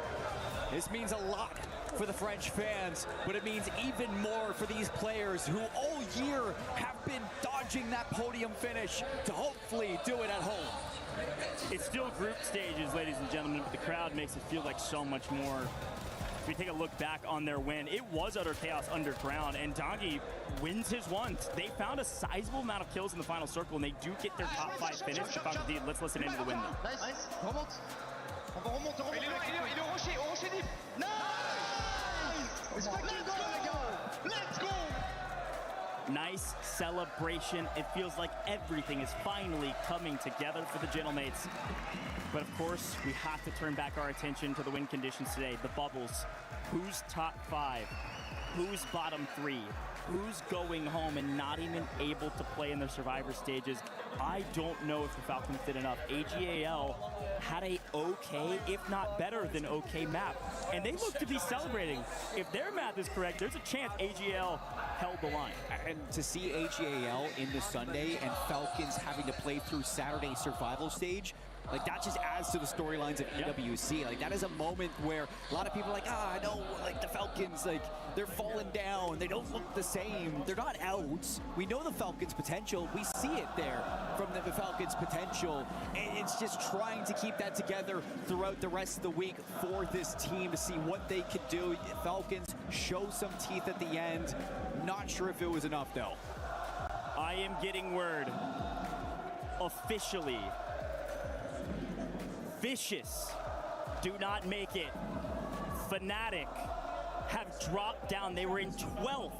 Fnatic were in 12th and they dropped down and are out of here. And of course, unfortunately, new icons are out of here as well. Fnatic, the Vicious, and new icons will be headed home and are about to have their keys crushed. Unfortunate for Fnatic to not piece it all together in the final moments. A brutal game for these guys. They had a long journey to get here through the regional qualifiers and have had a modicum of success. But in the final couple maps, you can see the frustration on some of these teams' faces. It's always hard to say goodbye to a tournament with as much prestige as this one. Heartbreak, tears, and the representation of your region not able to carry over to another day. It is not going to be a good feeling to walk away with your key and put it on the podium of elimination. But to find a champion, we need to see teams fall, and today just wasn't your day. Can't repeat all the words that I just let lick red off of Braxton's face, but he said good job. Good job for Fun, man. Talk about tippable. For Fun came to play today. Not an insane last map, but definitely good enough, man. They were ahead of Falcons moving into that last one. Falcons should leapfrog them. But you can see Orchid's frustration as well for a moment. Yes, they've done fantastic. They probably end up in 6th or 7th. But you can see it on their faces. They're just so close. One more good map, they could have taken down AGAL and made it straight to the match point finals. I feel very comfortable these guys will get there, but they just got to keep playing, and there's some risk in that. All right, well, ladies and gentlemen, we've got Barney down on the stage to unfortunately crush the keys of the 3 teams that are missing out. That's right. I was going to say 3 teams. I've got 3 players here who've just been absolutely smashing it over the last 2 days of the group stage. Congratulations, JD Gaming. What an impressive performance. Crowd are popping off as well. So, FLS, let's first come to you, right? To have, to finish out Group B in the top spot, does it give you that little extra boost of confidence going into Championship Sunday? How are you feeling? I'm feeling good. We started off a little bit slow today, but got into it, and yeah, it's definitely a confident boost for Sunday. I love it. And, talking about Sunday, a whole new lobby, other teams enter. There's a lot more pressure going into it as well. How do you guys typically mentally prepare each other going into days like this? What's the scope of, what you guys chat about? I think for us, it's very important that we have good vibes and bring a lot of energy. And then, yeah, the gameplay speaks for itself. It does indeed. Deadly on the dance floor. I like it. Right, follow me. Let's go over here. Let's go over to the Crusher. This is the fun bit. This is the bit that you have to earn at the Esports World Cup to crush someone else's key. And not only one, you guys get to crush 3 at the same time. Step up onto the podium, please. Slappy. We're about to crush 3 teams, right? We've got Vicious Esports. We've got New Icons and we've got Fnatic. Those three teams are all been eliminated from the competition. They're standing over there. Anything you'd like to say to them before you crush their keys? I'm sorry, man. Sorry? Be done. It has to be done, exactly. That's the nature of competition. It's the nature of the beast. Melvin, please, my friend, can you press that button? And let's open up this incredible crusher. The gnashing teeth, ready to chomp up these keys. Slappy, I think it's down to you, my friends. I'm gonna get you to pull on this lever and send these keys down in 3, 2, 1. Ooh! And there they go. I tell you what, Slappy, consistency is key when it comes to performing out here on the main stage. What would you say your team's biggest strength is? Is it the synergy? Is it the slaying power? Or is it all of the above? I mean, obviously, we all know what we're capable of, so we're just staying disciplined and just doing our game plan, making sure we orchestrate it to its full potential and just playing our game, really. Play your game, and that's all you need to do. It's all you can do, and you've got Championship Sunday to look forward to. Obviously, we're saying goodbye to 3 teams right here. That means 6 total teams from the group stage have now been eliminated. It's a bitter pill to have to swallow, but at the end of the day, someone's gotta go home. And so with that being said, it is now time to head back to the studio to round out the group stage and get us hyped up for the survival tomorrow. See you in a bit. They will be going home, but we also have 5 teams that will be moving on to match point finals. And earlier at the beginning of the day, we were talking about predictions, we were talking about the play-out pick'ems, and it was none other than Lace saying G2. I mean, look, JD obviously took the trophy, but like by a point, man, by a point. And look, this tremendous run from G2, obviously Shift and I have just been getting super passionate about G2, but this is exactly what we needed and expected from them. Obviously a very shaky start in the original group stages, even at the start, and then anxiety finally awoken, the beast within finally got his claws into all those competition, and I mean, what an excellent job that G2 did to solidify them in that top 5. Yeah, and I would just say, like, the land performances for G2 coming in didn't give us much to throw weight on. And then you also got to think back to how some of these guys had played at EWC last year. Tremendous letdown. I mean, there was so much hype and buzz about what they were doing online, then all of a sudden they show up on LAN and throw an absolute stinker out there. So to see G2 come together and put together the most consistent results outside of what Twisted Minds was able to do in total by placement and kills, incredible stuff. So our top 3, absolute lights out. NIP, who had a great day yesterday, retained their space. AG, huge bump up to get to that top 5 position. Very tippable on top of that. And that is massive for AGAL because that's a squad that's currently in the top 5 for club championship, fighting for more points. Now that they're going to be going directly to match point finals, it's a chance for them to grab even more club championship points. Hey, incredible. What a run, man. I mean, and again, now we've talked about it plenty. That Falcons position, they're in 7th place, telling of how their Esports World Cup has gone so far. For fun as well. Got themselves on the front page finally. Great run out of them. And Team Orchid, a dark horse, as many considered, and not a bad position to be in there at 6th. But still, that means we will see them tomorrow at the very least. Vicious, Fnatic, New Icons. We'll see you another time. Yeah, and I'm just going to point to Godlike real quickly because, yes, they had an unbelievable day today. They had the 3rd best scoring day today overall outside of the teams that happened to dominate in Group A. That's comparing to yesterday. They only had 43 points coming into today. So 100-plus point day, unbelievable stuff. Yes, they'll go through the survival stage, but they should have a target on their back. From 15th to 9th, not a bad place whatsoever. I mean, a dangerous spot within the middle. I mean, that was very, very unstable waters, both teams bouncing back and forth there. But at the end of the day, good enough to stay in position, good enough not to be eliminated, to see another day is all you can ask for. And I mean, even Leviathan as well, we were saying that, you know, they were in that bottom 3 for such a long time. They were able to get out since match 2, but to be able to stay out of that bottom 3 with such a great performance today, obviously maybe not where they were hoping to stand on the leaderboard, but hey, they ain't go home. Yeah, Gamax barely able to get out of those bottom 3.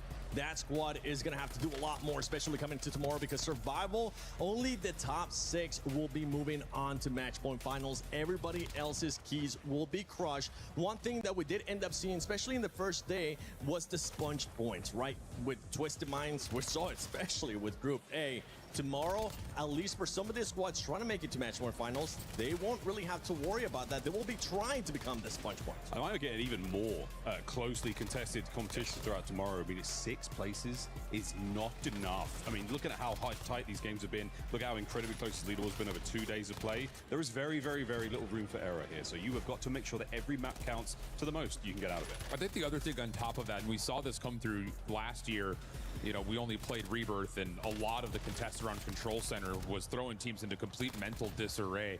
You cannot be mentally checked going into tomorrow. You have to be thinking about nothing really from the first 2 days. Like if you're a team like Falcons, wipe the slate clean. If you're a team that just barely made it on the cusp, didn't get eliminated today, but finished just outside that bottom 3, wipe the slate clean. Anything can happen. It's a brand new day at COD. Ted Lasso Season 1, Goldfish. Yep, get all about it. That's what you have to Where do, am I? guys. You just have to forget. And I think many of our teams will do that. Many teams will do that because Warzone is live. It's going to be exciting.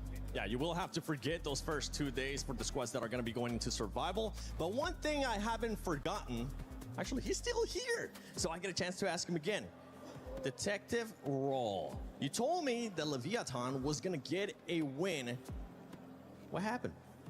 I guess we'll have to see it tomorrow. Oh. Hey, stick it with these guns.